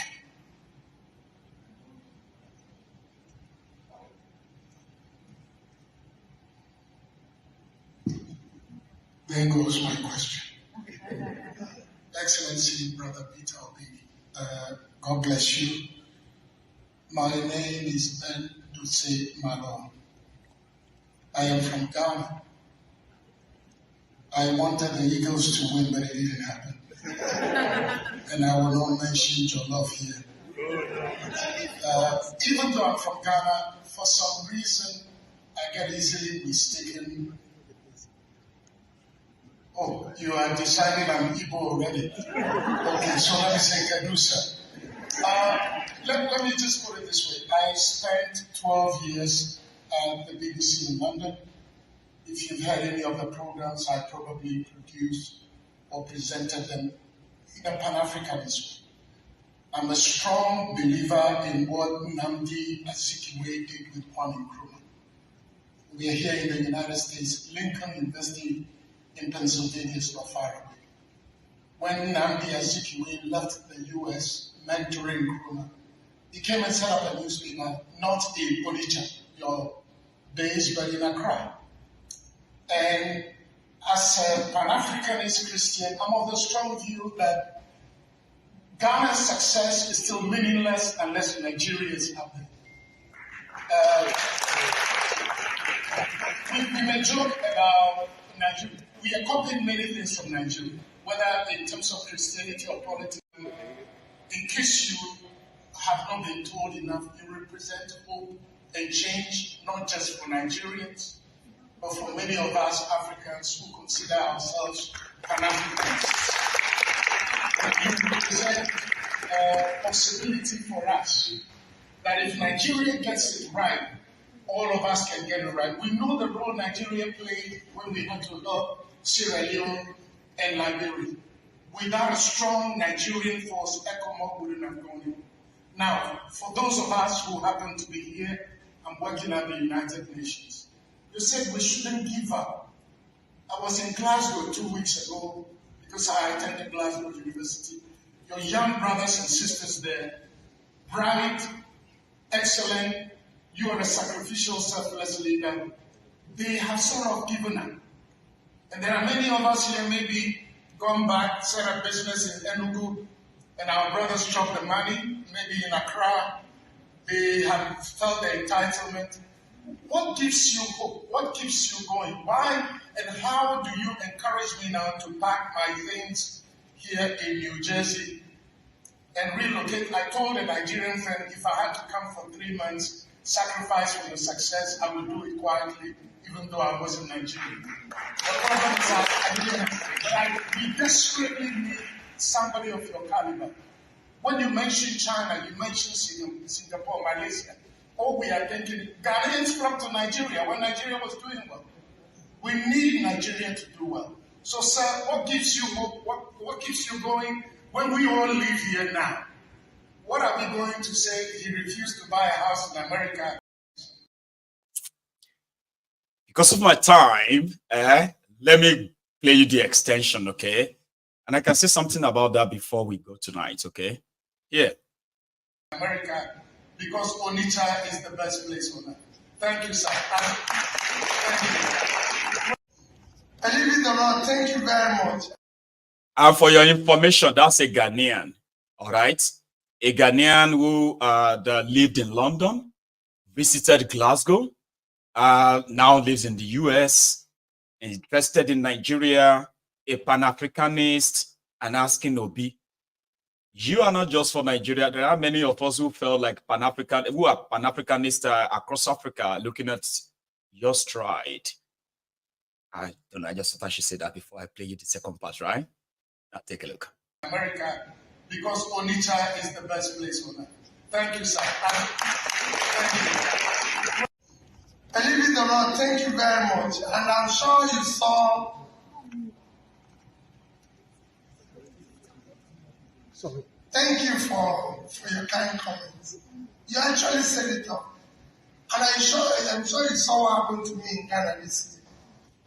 I don't know whether you followed when I went to Ghana for it, and the government had to stop it. Yes. Again, all I said to us, don't relent. We cannot. What I'm doing today, I've seen it all. If I didn't see it, I won't be. I used to hear people are corrupt. But I can tell you, that's why I said before Nigeria, we need to dismantle the criminality called Nigeria today. There's nothing left of it. It's a criminal country. And unless we dismantle, so it's not corruption. Corruption maybe is where people decide to, but when it is a set up where everybody is doing them and they have their own work. And to do it, there's a lot of things. It is you. It is us there. Even if it's just 1, 2, 3, 4. Let's continue saying it's wrong. It is difficult to do. I can tell you. I get harassed every day. I get all sorts of things. This is I'm saying here. I'm going to tell you this. That what are you saying? Why are you saying this thing is bad? Why are you saying that is bad? Even when you want to do good, I just told you that I went to do oh. Some people say he's not supposed to do it. And this is school. In a way, support me. It's a master. But people don't even know that as president, I'm one of those he doesn't want to see. Because he has a lot of people from my state who are running. But whenever I go to him, say, Peter, let me tell you, come on. Nobody is happy with you. Nobody, everybody that comes here, nobody is happy. But I say, Mr. President, I didn't miss anybody's happiness. I don't know why they're always talking about happiness. When he left, I had a situation where again I come to Abuja. They said, oh, they've invited all the first ladies. But Peter, your wife is not there. You're the only person who don't have office of first lady. What is all this? And you're always causing confusion. I wasn't causing confusion. My wife never campaigned. Nobody elected her. And you're the one who was elected as governor. Two of us are close. But what kind of office of first lady? There's no office called office of first lady. Have you ever seen the governor of New York going with the office of first lady? No. And they will even create advisors for her. To advise her on what? How to live with me? Or how to do what? Bullshit. Cause confusion. So you now have a situation where the governor have a convoy, 20-something vehicle, and then first lady are 20-something vehicle, going nowhere. It's creating confusion. And here is him kind of talking about how people are wondering, like, how do you do it? It's like you are in Lagos now, and then next thing you are in Onitsha, and then next thing you are in London. And I say, like, okay, it's in London, the next thing you are right there in Canada or in the US. How do you do it? He had this to say. There's nothing different. This is they're thinking the way we're thinking. The next time I have program, I go to Koolu, they are doing the same thing. The next time I have a program in Colombia, I go there, same thing. Because people wonder, say, Peter, why did you have time to go to Oxford, Cambridge, London School of Economics, what is it in France? I said, I was just going to know whether there's something in their brain that made us be thinking the way we are thinking. But when I go there, and hear them are discussing issues, I found out that it's the same brain. The only thing is that they have compassion. They care about their people. There's things they believe in that is wrong. And that is what we will have. We can't live without Nigeria. I said any day, today is one of the best countries on the surface of the earth. Blessed by everything. The only thing that they lack is one thing called leadership. Africa remains the best continent in this world today. The only thing it lacks is leadership. I told the students in Harvard yesterday, said it again, I said, listen, how do you compare Africa with China? No. We have 3 times their land space. China is just 9.6 thousand square kilometers. Africa is 30,000 plus. So we have 3 times their land, and yet we have the same population, 1.4 billion, 1.4 billion. And I say, let me take you people back to just 30 years ago, 1994. And if you look at 1994, Africa had a better per capita than China. They were 474, we were 500, over 550, we were $100 more. And they lost it. My time is out. So I am going to take a quick break. Then maybe take some calls. Have a chat around this whole thing. I know some of you have a lot to say, okay? Including those of you, right, who are trying to defend Onitiri, your lunatic Onidiri, all right? You don't need to say I should go and do I'm not a mad person. I'm not stupid. Do you get that now? I am not stupid, and I'm not in any way suffering from any kind of mental delusion, okay? And I won't send people to their death that way. So if now your mama and your papa born you, you don't need to stay on there and be using I'm not going to beat you, okay? But if you have that courage, grab your phone and call me and say that thing you are saying in the comments to my face. I would love to hear you. One way they said I should go and do my own. But I'm not a mad person. All ye lunatics, keep trying that out. It's unfortunate that you are going to be creating more or causing more damages to the whole reasonable movement, so to say. I can't control that, but if they born you well, if you actually have that courage, don't hide behind that. I want to hear your voice. Pick up that phone. But like, pick up that phone and call me and say it to my face so I can respond to you right here, man to man. I've been a man to woman. And you don't stay behind there. Just pick up your phone and call me.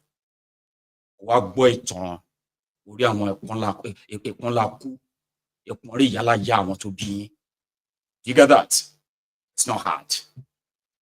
I'll be waiting. Anyway, go refill this.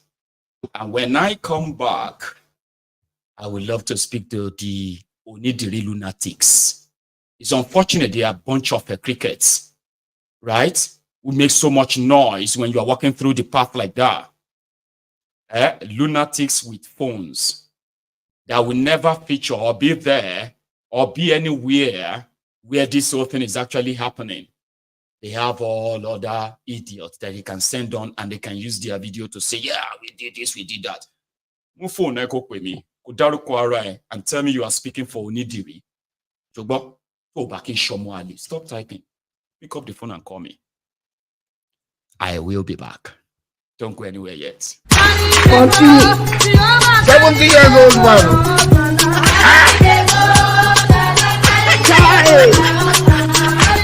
Is that you? Jesus is Lord. Is that you?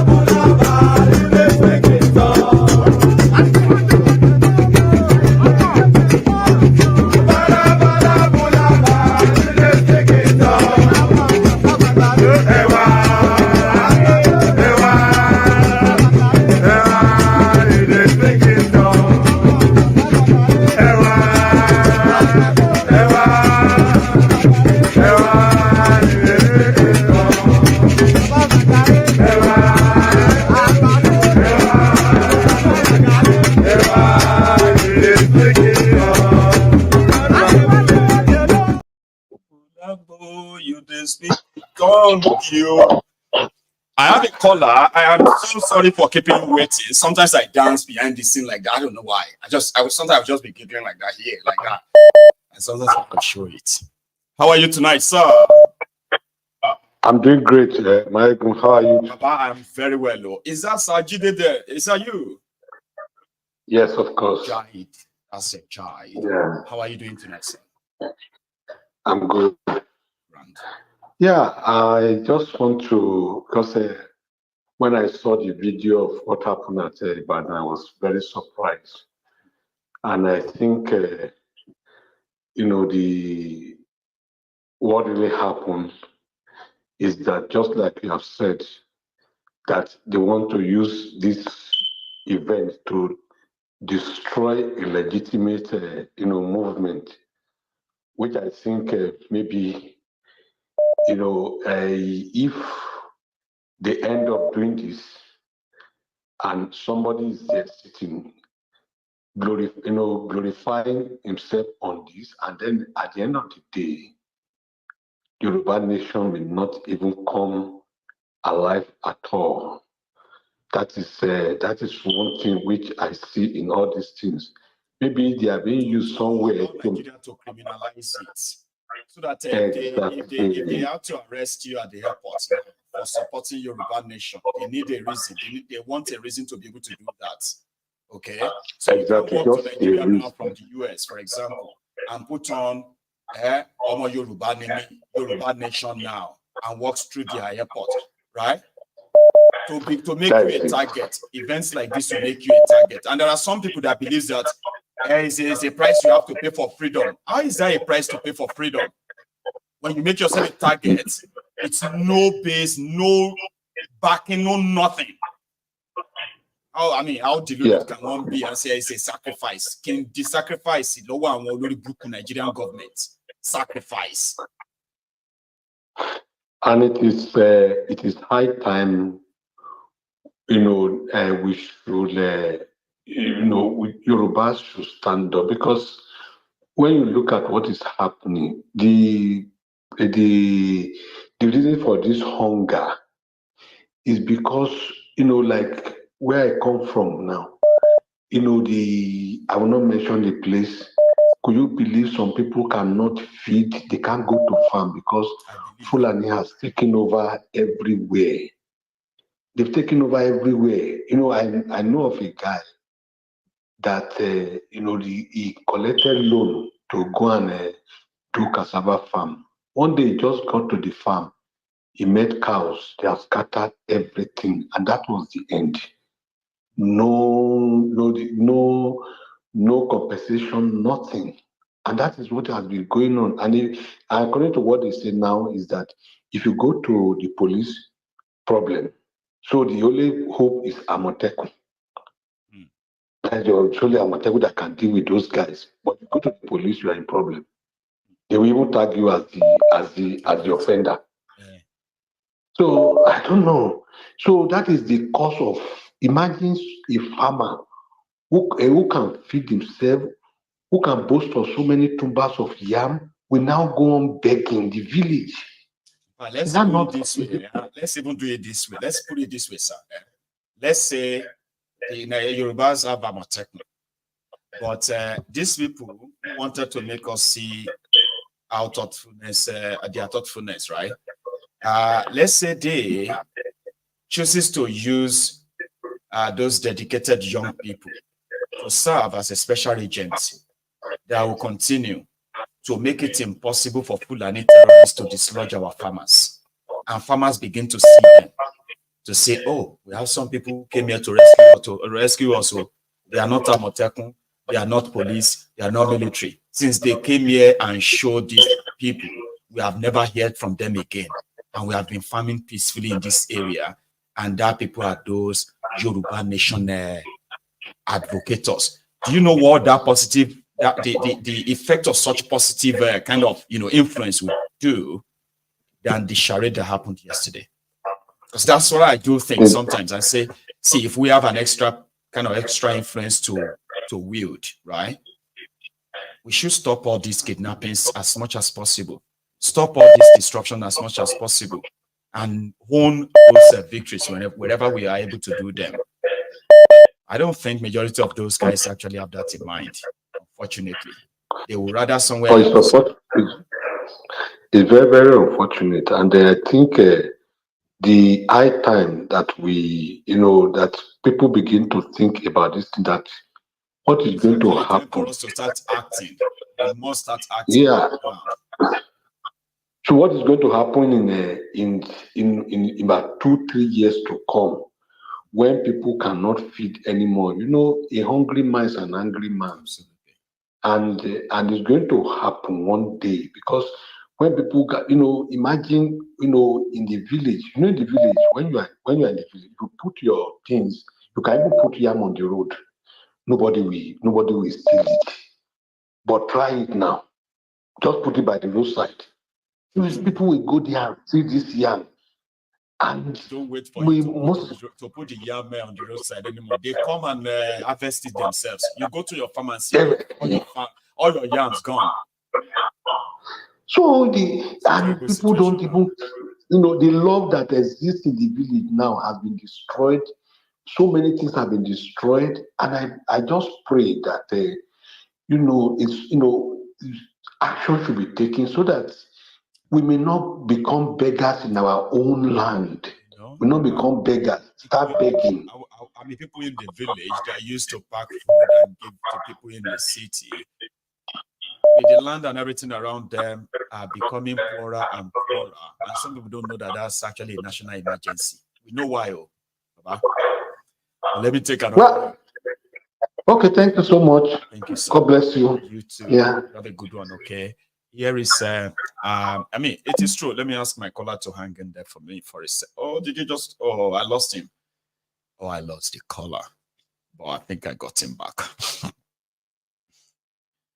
You see, there are so many things that a lot of us are not paying attention to. We talk about, oh, poverty, oh, this, Fulani, terrorists and this and that. Some of you just listen to them and you just move on.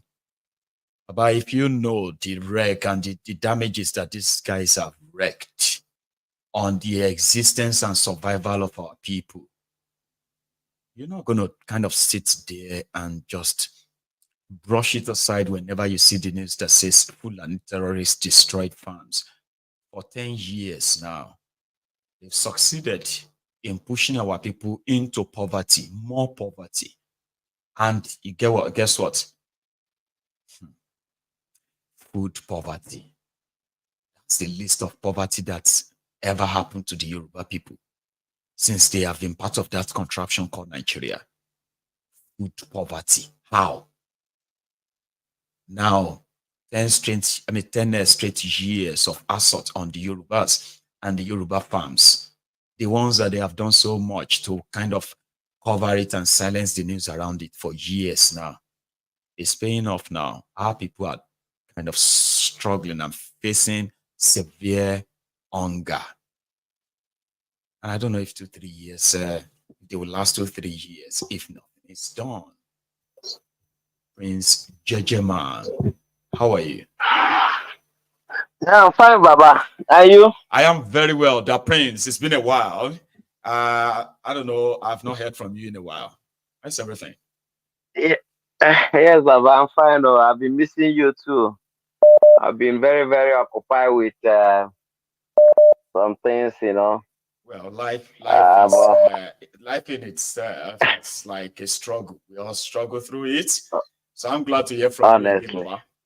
Really glad to hear from you. Yeah, Baba. Thank you so much, Baba. Yes. After the program, most of the time I do go back to watch and listen to it, you know. Thank you for the wonderful work you are doing. I want to comment on this people that went to Oyo State. Is it dry? They say they are. Yes, you know. Baba, thank you for, you know, you've been shouting since last year. You know, you also helped them. You have to slow them last year. Last year they wanted to start that commando. You remember that, kind of right? Something. As much as a lot of people kind of would have enjoyed it, our story in Yoruba land would have been a different ball game now if they had done it like a year and a half ago. They wanted to. Exactly. It all started when we had some group who had some merge with some group, and they are having a part, something like that. You know, and you know, the group that said they have army. You know, the old story. In fact, no, let's be straightforward, okay? Warship, like, if anybody want to be offended, it's all right, okay? Let's just be straightforward there for the sake of those listening to us, okay? So, you know, the changes now, the group that went to sign, they said they signed the arms pact deal with Simon Ekpa, Biafra. Exactly. So Simon Ekpa was going to give them guns, he was going to give them this or that, and they are like going to be so strong. And they were going to go after the policemen, the military, and all of that in Yoruba land. You see those who signed that, who even paid towards it, Koiki, Igbo, and all of this kind of a group who said they were doing that until Igbo said, no, I'm not part of that too. Do you know that those ones are now the ones calling these ones criminals? The ones who happened yesterday. The ones who wanted to do their own 2 years ago. Yes. They are now the ones who are now Yes, I calling saw that it. these ones must be arrested and declared wanted. See the irony of it. Yes. Prince. Yeah, I saw it. I saw it. It's hypocrisy. Yeah, it's hypocrisy. You know, the thing is that the way I'm looking at the situation, I may not be surprised at the end of the day. Maybe that even the group that issued the declaration, it may even be that it's Koolu that set it up to water down or to I don't want to discredit believe the that. For some reason, I don't want to. I know a lot of people, some people have that kind of a theory, right? But it is so cheap, it's so easy to just go give this credit to Tinubu and say, oh, he's such a very clever man. He's the one who is. I don't think so, but I won't dispute it if that's your theory. Go on, Baba. So anyway, you know, a stopwatch. They say a stopwatch is right twice in a day.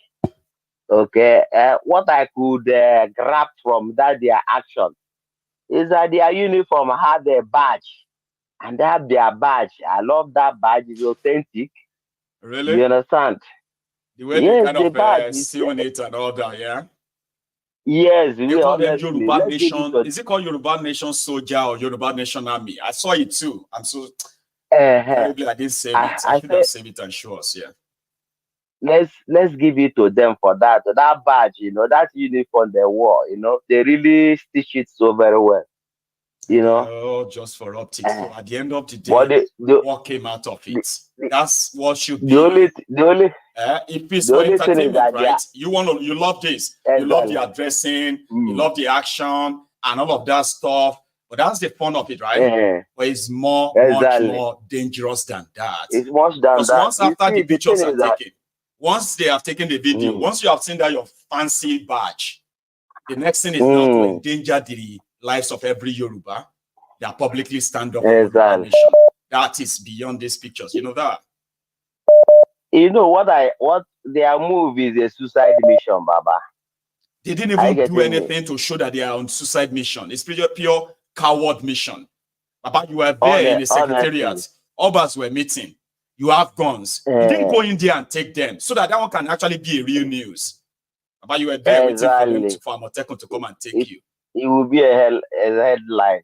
No. You know, we are Baba. You see what I want to say to our advise our Oduduwa brethren who are genuine in Oduduwa and Yoruba nation's restoration is that they should not be weighed down with this distraction. Okay, because we are facing IPOB is facing the same thing. You understand? The mad man that is in Finland, he told us that he has Biafra army in Biafra land, but still Nigerian army are there flogging people every day. You understand? Entering house to house. Where are those army? Where are the armored tank? Where are the jet fighters you have? You say that you bought. You understand? All these things are just mad on social media. And he's endangering the life of our people. Now, recently, he's telling he's causing another problem by telling Israel that he's going to be with them. He's going to give them 1,500 soldiers. Why in Biafra land you have not protected Biafra land, though? You are going to protect Israel. You see the madness? All these things is to attract they will attack you. Enemy. They will tell you shouldn't say it that way. No, I mean, you should just believe it. In fact, you should just please. I mean, come on, man. It's madness. There should be a break where people will begin to ask themselves and be like, "Guy, are you being serious now?" Baba, you see the thing is that recently the madman is telling he's going to supply Israel 1,500 or 15,000 soldiers. That if in fact, if they're ready now is going to come be there. But we have Biafra land. You have not drive away the Nigerian soldiers that are saving all of you there right now. If not for him, the Nigerian soldiers would have done more. Can you imagine the madness? I've been telling our people, this guy is a double agent. He is being used to want to destroy everything. Again, stop saying that. The agitation. Now they make things complicated. All right. Now you have your disagreements here based on things you have, right? Stop saying people are paying them. These guys are up to something. It's high time you begin to actually hold them. You see, when you start saying people sponsoring this one, Clinic is doing this and that, what you are secretly saying is that they were actually powerful. They are powerful enough, right? To have attracted. Which they are not. You get what I mean? But they are not. Majority of them are just charlatans who take advantage of this social media, social media popularity beyond what a lot of you can explain. And so many of them actually are deranged. I'm talking about people who have real mental problem. And there they are. Yes, real mental problem. I agree. Put it on time, but they are mad. Prince Jejeman, we are dealing with a lot of things right now. And then what we shouldn't get carried away with is our own supposed emotion in this regard. When I see blue, call it blue. Honestly. Honestly. I'll go take another one. A spade. Thank you so much. Yeah, Baba, well done, no? God bless you there. And you too. Remember. I'll take this one. I have Air Force One. I know some of you will be triggered, especially when hey, that's Air Force One. How are you tonight, Baba? Yes, sir. Baba, I do. How are you, sir? Well, surviving. I'm here. And let me say a quick thank you to this my person. Here is Kesintin Ifikam. Thank you so much for that, for your super chat. But let's hear from the Air Force One. Baba? Yes, sir. Yes. Thank you very much. I remember that I think it was yesterday. I think, yesterday when you started this program about the Yoruba nation thing that they did. Yoruba nation agitators. Agitators, yeah. Yes, it was yesterday. I was on my way to work. Awati Democratic Republic of the Yoruba, Awati Dry. And the Yoruba came and sent me a message. What's your problem? We have declared dry. We have declared if you are not happy with it, you can stay in your Glasgow. Don't come to our dry. It's like, I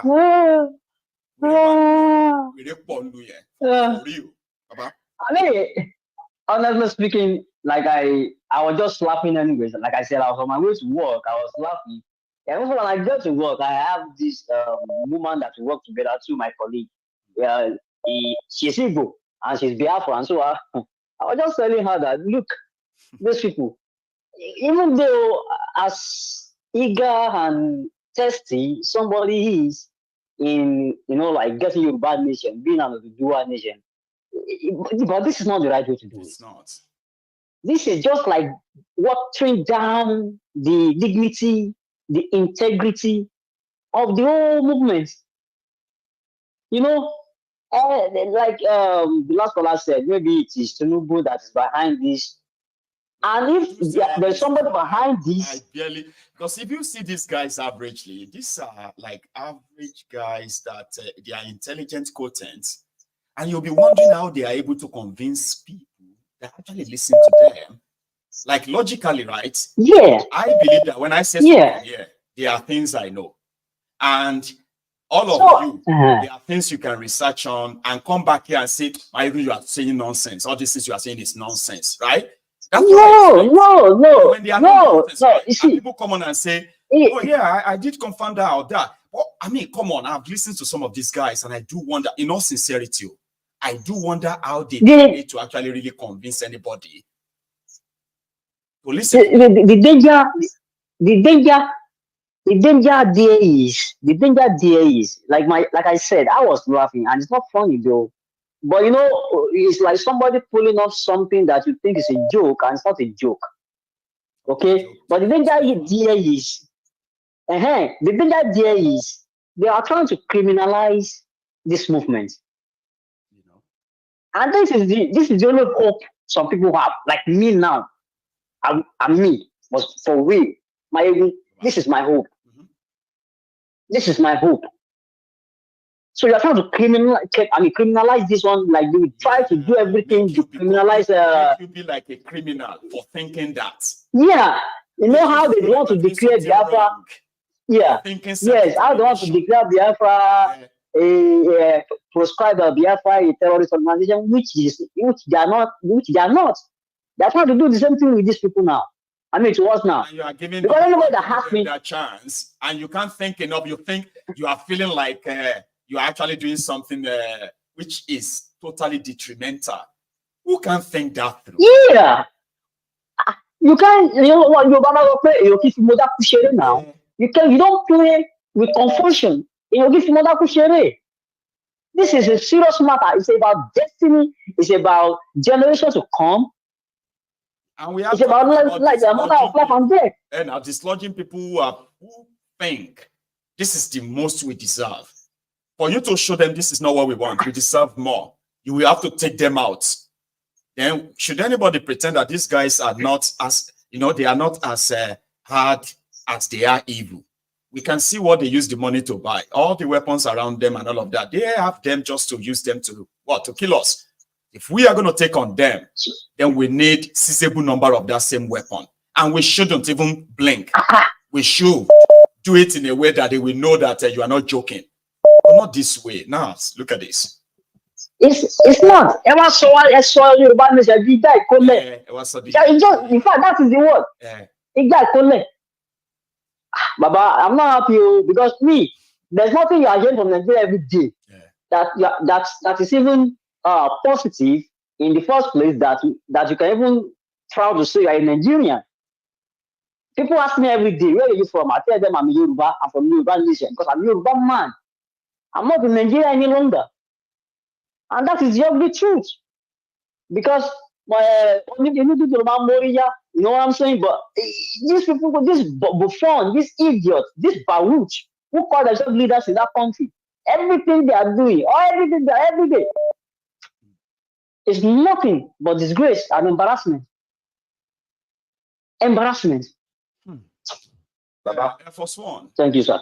You too. Thank you so much for calling. Thank you very much. I'll take another one. And I want to believe this is Austin, if I am right. Austin, how are you doing today? Yeah. I'm okay, Maiyegun. Good evening. Yes, I am right. Thank you so much for calling in, bro. Please, sir. Maiyegun, I tried. Yeah, I tried, I think, how many times, man. I say, wow. And I was even surprised that I got it. Oh, you are. But you know something, right? Sometimes the topic can just switch and become from warm to very hot. And some of you were just like, okay, I'm just going to listen in. Then we'll be like, no, I'm going to call in. Well, lucky you that you were actually. Actually, it's very difficult for me to call because of my work. But sometimes when the topic is getting interesting, I say, oh, let me try to see if I say something. Okay. Anyway, one thing I have to say first of all, thank you for the energy. Thank you for the strength you have given to all this, because I don't know how you manage to handle the whole situation. Sometimes I'm getting used to it now, Austin. Wow. It's about routine. Because in this country, right, it's about routine, okay? Sometimes when you first start it will be so like hard. And it becomes a routine. Because I think I'm getting used to it now. Yeah, because even me, I am tired of Nigeria already, honestly. Let me be honest. Yeah, I am really tired of Nigeria already. To be honestly speaking. Sometimes I try to wipe everything I have in my head about Nigeria. To be honestly speaking. I'm not lying. I'm rightly so. But we want to really keep doing this. But that's why I said, where is this guy getting his energy? Where is he getting all this stuff? But what I want to say this night, I just want to make one strong point. Please. Don't underrate Nigeria. We keep telling people, you see Nigeria, underrate Nigeria, even if you don't want to give them any credit. But for your own, clarity of plan, never underrate Nigeria. You the crazy. You see Nigerian government. You see Nigerian government. They can do undo. They can do undo. Why I'm saying this is that you see all these things you are saying, all those drama you see in Ibadan or whatever. It is not ordinary. I am 100% sure that Nigeria government is behind it. You too. You kind of I am telling have that strong, feeling. I know what I'm saying. You know, when they were trying this thing with the unknown gunmen in Imo State, they tried, they couldn't. Then they created their own. They did. After creating their own, they were not sure of it. They called Asare to come and help them. They called Asare. Asare was castigating Buhari from morning to night. The same Buhari went and negotiated with Asare to come and help them. So don't ever think that Tinubu and his gang are... You know, my own is this, Austin, right? My own is this. I said, it is so always easier for us to quickly drop that into any issue, right? That it becomes so conveniently easy that people don't look into other areas. It's just like, it's true. If government could be behind it too, and immediately people will begin to look into signs to show that government is into it. That's the one I'm like, I don't always want to believe that. But again, you just said something valuable. Yeah, you know why I believe that? You know why I believe that government is behind? How do you think that men with arms, with guns, will be waiting till Amotek will come and arrest them? And nobody was killed. I was wondering too. Did you see all the weapons how do you think? Out of their vehicle? They never shot one shot. They never shot anyone. Nobody. And nobody was killed. Is that what you want to tell me? The issue is that Nigerian states know that they have failed the people. They know already. Even forget all these things they are doing. They know they have failed. So what they are doing, anywhere tension will rise, they go there and quench it. Why? How do they quench it? Illegally, they quench it. They will use the same people that are agitating and say, come on, your brother is in power. What are you looking for? Let me tell you one thing. An average Nigeria, 50 million naira can quench the whole thing. Wow, 50 million is just give too much. I'm just saying. Just give some few people. Too. Go on, Austin. Just give like 5 people 50 million naira. Let them get like 10 million. You will see they will carry gun and come and do you see in Anambra State, there was a time police said they went to go and fight a non-government in Anambra State. They carried channel TV, television, they were videoing them. The policeman ran into the gutter and they were shouting, cover up, doing this. Don't you see the drama? I saw that. So there is nothing Nigeria government cannot do. As far as there is hunger in the land, they have people that will do it. There is always they will have people that will do it. So they want to criminalize the struggle. They know that the Yorubas, the only thing they don't know, they know that the Yorubas are not happy with this government. They know already. They do. They know. They know. They know there is something going behind. They know. That's why what they do is to cover up. Go follow this side. When Nigeria was trying to say they are going to vote, I'm just directing a little bit. They are going to vote. We have our power. We will vote. Obi is going to win the fight. They know that Obi is going to win. They know that Obi won. What they do, they first of all start trashing the PVC, putting it in the dustbin. Nobody talk about it. And when they see, and when they see that one did not favor them, they said, if we allow this guy is going to win, let's meet Yakubu by himself. They bribed Yakubu. Yakubu collected money. Yakubu collected a huge amount of money. Collected, and Nigerian government can do anything as far as it has to do with criminality. They are so much powerful in it. You know why I'm going to take your point, Austin, because I have my own evidence of something like that happening. And indeed, you are right. We could actually put all this together and see the same MO, the same workbook. And, of course. Because I remember that of course. The Yorubas, in fact, the entire southern supposed political classmates, the governors, decided to actually set up a security outfit to combat the Fulani terrorist advancement. They actually did so because of the advancement of the Fulani terrorists. And the Yorubas came together, they started drafting the law, Amotekun this, Amotekun that. The governors went back to the east and they started talking about Ebubeagu. All this while exactly. gunmen anywhere in the eastern part of Nigeria. Nothing like that. Exactly. The Delta governors went back to their own place. They never even done anything about it anymore. Yeah, exactly. But when it now comes to the Yorubas set theirs up. The Igbos set some Igbo states like Ebonyi, or Imo, Anambra. Few of them set up their own Ebubeagu. But surprisingly, the Yoruba Amotekun, they were going into the forest. They were going into people's homes, looking for IPO. And then from nowhere, it just became, I mean, we're not hearing about the Fulani attacks anymore. We just started hearing on gunmen, unknown gunmen. Unknown gunmen, do you get that now? So that is where I'm like, okay, I think your argument is valid. Okay. See, let me tell you. Let me tell you. To the point that they can put doubt in the minds of the people themselves. There are people in Igbo land today, in eastern Nigeria, who are not sure whether unknown gunmen are actually IPOB or they are the Ebubeagu criminals.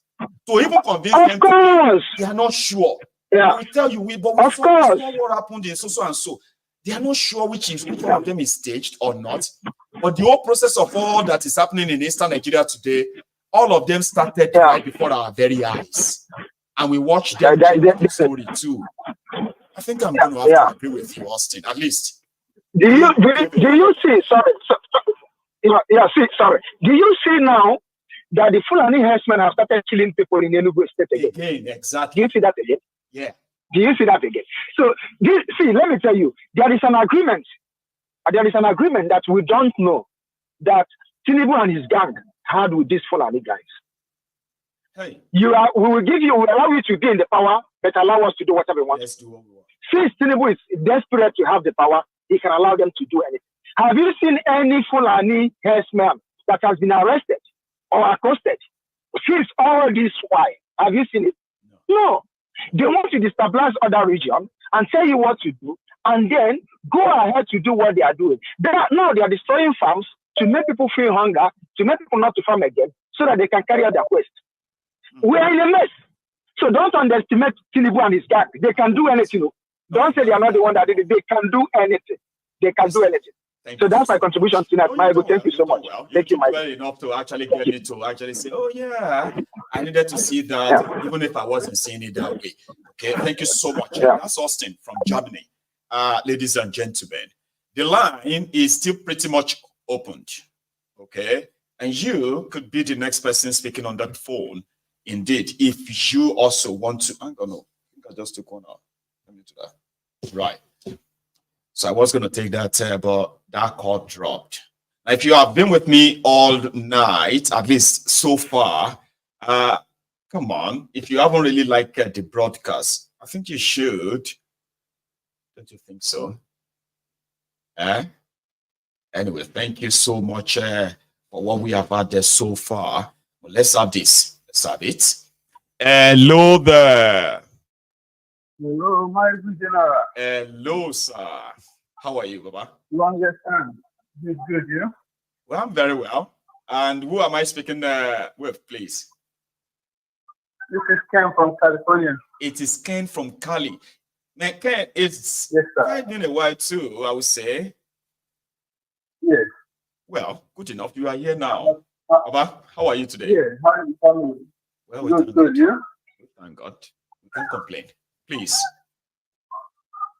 Well, I'm not going to spend too much on the phone. I just want to let you know that you're doing a great job.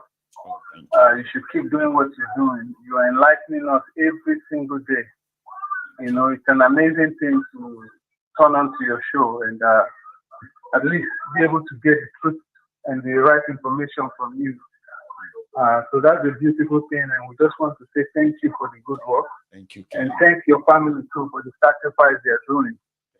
Because it takes a whole community to be able to let you to do what you're doing. And that is so right. The sacrifice from their end as well.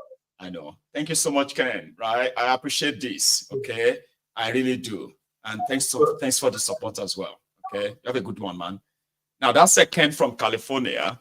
And indeed, if you are still watching too, you do have a chance. We only have just about 15 minutes to go, which means I may take a call or two before I go. Here is the clip that I wanted to show you earlier about El Rufai talking about how to dislodge godfathers.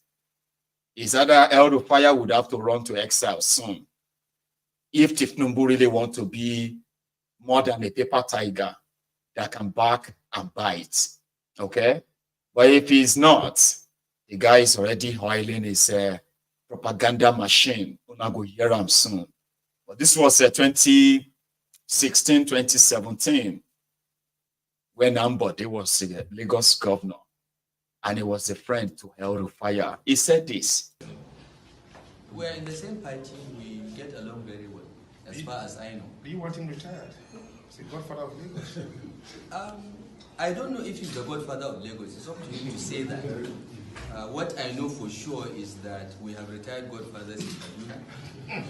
And I have told those that asked me the question that there are 6 million registered voters in Lagos and only 1 million voted in the last election. So there are 5 million people that you can bring into the electoral playground, and you can defeat anyone if you work hard. But it's hard work, it's 4 years.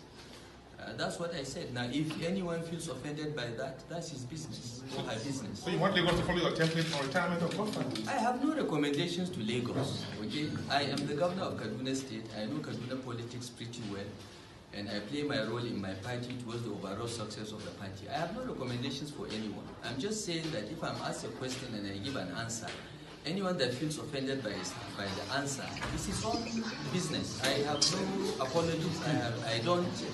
I don't apologize for my views. My views are thought out and I put them there, and I don't have to explain anything to anyone. This is a democracy. In a democratic space, there must be room for people to express their views. You can disagree, you can abuse me if you don't like my views, but that's it. He's right. That is if democracy and not demonstration of craziness that they have in Nigeria is actually a democracy. Okay? There are his views. Don't sugarcoat them. Don't try to make it look like, oh, this is what he was trying to say. Oh, you misunderstood him. No. El Rufai has always been very, very straight to it. A straight talker. A complete, full-blooded bigot. A narcissistic fanatic, an Islamic extremist, a terror sponsor, sympathizer. All of these are facts about El Rufai with evidence. So if you want to defend him, if you want to say something nice about him, you would be describing a wrong man. So El Rufai was there saying, well, if Tifnumbu was offended or angry, that's his problem, is his view. Those are his views. And he's done it several times. He's done it in Kaduna. He's advised other people elsewhere, get rid of the godfathers, and on like that. But with 6 million registered voters in Lagos and just 1 million voters in the last election, according to him, in 2019. 2015.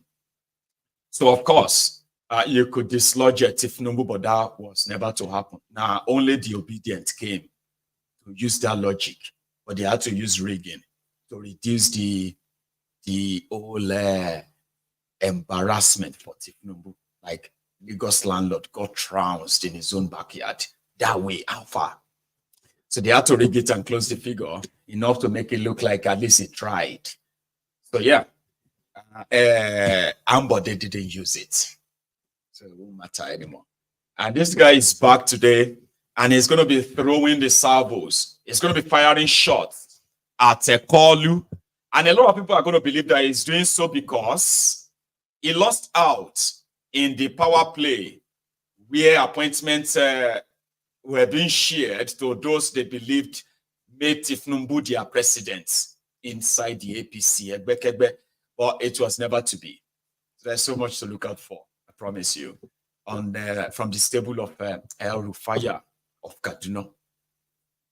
I'm not going to take any call anymore. I'm just going to make a final announcement, okay? So this, for those of us who are still with me, at least from 1 p.m. tomorrow afternoon, 1 p.m. UK time, Niger time, we are going to continue the reading of this piece of historical work, A Fatherless People, the secret story of how Nigerians miss the road to the promised land. Yeah. And we have gotten to, let me see. Yeah, we're going to continue from the colonization of the Niger Delta. Niger Deltans, where is it? Oh, here. Right? So that is the colonization of the Niger Delta. That's what we're going to, hang on. Why is it not showing up? Okay, it doesn't matter anyway. So we will continue from that tomorrow, and you can make it today with me. We will conclude this as well tomorrow. I have other books that people are suggesting that we bring on. We may not read book. After we finish with this, we may not read book for like some time, okay? So we can deal with our normal brunch time, gist and all that, okay? Anyway, thank you for your time with me tonight. If you joined us midway into this broadcast, I advise you watch it from the start. Please do, try. And if you have been part of this if you have been with us all night, thank you. It's bedtime now, especially if you are living outside America. Yeah. Thank you so much once again. I will see all of us tomorrow or next time. Until then, please remember, take it easy, and then you have a wonderful night.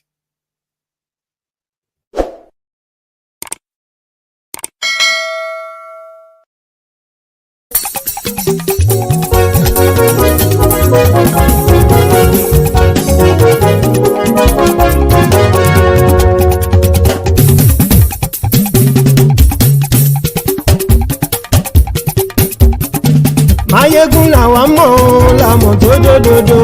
Maiyegun Diary láyé bí nọ́mbà wá.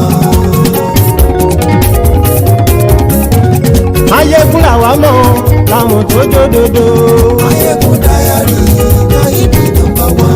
Maiyegun ti dé o ọ̀rẹ́ ará ìlú.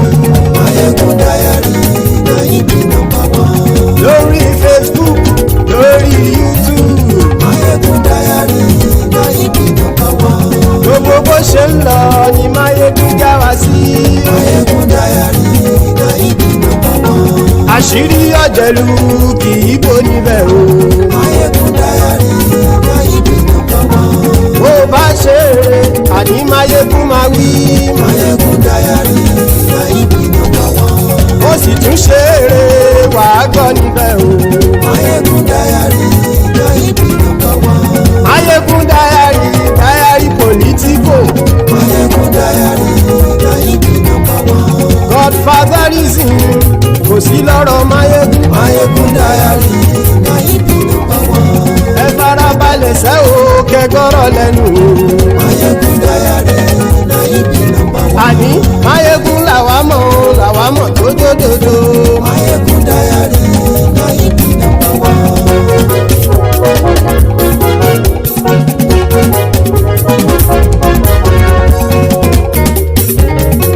Àní ẹ̀sùn rákì. Maiyegun ti dé. Maiyegun ti dé. Ọ̀jẹ̀lú ẹ̀sùn rákì. Maiyegun ti dé. Àní ẹ̀sùn rákì. Maiyegun ti dé. Lórí Facebook. Maiyegun ti dé. Àní ẹ̀sùn rákì. Maiyegun ti dé. Lórí YouTube. Maiyegun ti dé. Àní ẹ̀sùn rákì. Maiyegun ti dé. Bọ́ bàbá gbé wúrẹ́. Maiyegun máa wí. Àní ẹ̀sùn rákì. Maiyegun ti dé. Bíjó ìgbádìyẹ. Maiyegun máa wí. Àní ẹ̀sùn rákì. Maiyegun ti dé. Bí pẹ̀sìdó bá rúfin o. Maiyegun máa wí. Àní ẹ̀sùn rákì. Maiyegun ti dé. Bí gómìnà kówó jẹ. Maiyegun máa wí. Àní ẹ̀sùn rákì. Maiyegun ti dé. Ọlọ́pàá tí ń darí bá. Maiyegun máa wí. Àní ẹ̀sùn rákì. Maiyegun ti dé. Aṣòfin tí ń rúfin o. Maiyegun máa wí. Àní ẹ̀sùn rákì. Maiyegun ti dé. Òkúra olóṣèlú. Maiyegun máa wí. Àní ẹ̀sùn rákì. Maiyegun ti dé. Ọ̀jẹ̀lú ẹ̀sùn rákì. Maiyegun ti dé. Àní ẹ̀sùn rákì. Maiyegun ti dé.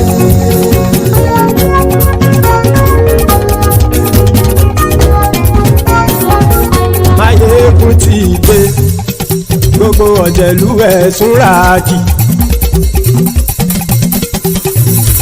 Maiyegun ti dé gbogbo ọ̀jẹ̀lú ẹ̀ súnra kì.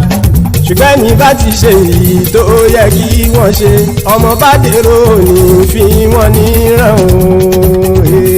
Maiyegun ti dé gbogbo ọ̀jẹ̀lú ẹ̀ súnra kì. Maiyegun ti dé gbogbo ọ̀jẹ̀lú ẹ̀ súnra kì. Ṣùgbọ́n ní bá ti ṣe èyí tó yẹ kí wọ́n ṣe ọmọ bá dèrò ní fi wọ́n níran. Wọ́n fowó bẹ́ẹ̀ o Maiyegun ó sọ pé wọ́n ò bẹ́ẹ̀. Wọ́n fowó bẹ́ẹ̀ Maiyegun ó sọ pé wọ́n ò bẹ́ẹ̀.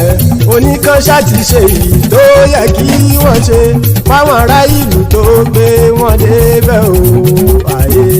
Maiyegun ti dé gbogbo ọ̀jẹ̀lú ẹ̀ súnra kì. Maiyegun ti dé gbogbo ọ̀jẹ̀lú ẹ̀ súnra kì.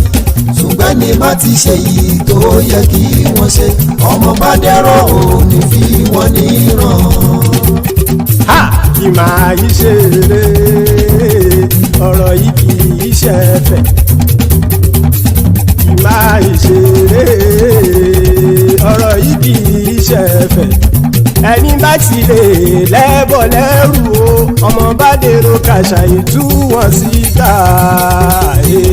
Maiyegun ti dé gbogbo ọ̀jẹ̀lú ẹ̀ súnra kì. Maiyegun ti dé gbogbo ọ̀jẹ̀lú ẹ̀ súnra kì. Ṣùgbọ́n ní bá ti ṣe yìí tó yẹ kí wọ́n ṣe ọmọ bá dẹ́rọ̀ ò ní fi wọ́n níran. Tẹnitẹni ọmọ Maiyegun ọ̀rẹ́ ara ìlú mọ̀mọ́ ni mo fọlọ́hún ṣọ́ ẹ̀ bá kìlẹ́bù. Lóòótọ́ olódodo ìlú ọ̀tá ìlú mọ̀mọ́ ni ìwọ ṣá máa ń ṣọ́ra kò sì mọ́ bẹ̀rù. Bọ́tà ń lérí bóníṣègùn lé káwọ́ mọ̀mọ́ fi ṣera wọn ni ó ti dẹrùn tí wọn ò gbọ́dọ̀ sì mọ́ bẹ̀. Èèpo ọ̀bọ̀n lọmọ bá dérò tàjẹ́ ò gbọ́dọ̀ jẹ́.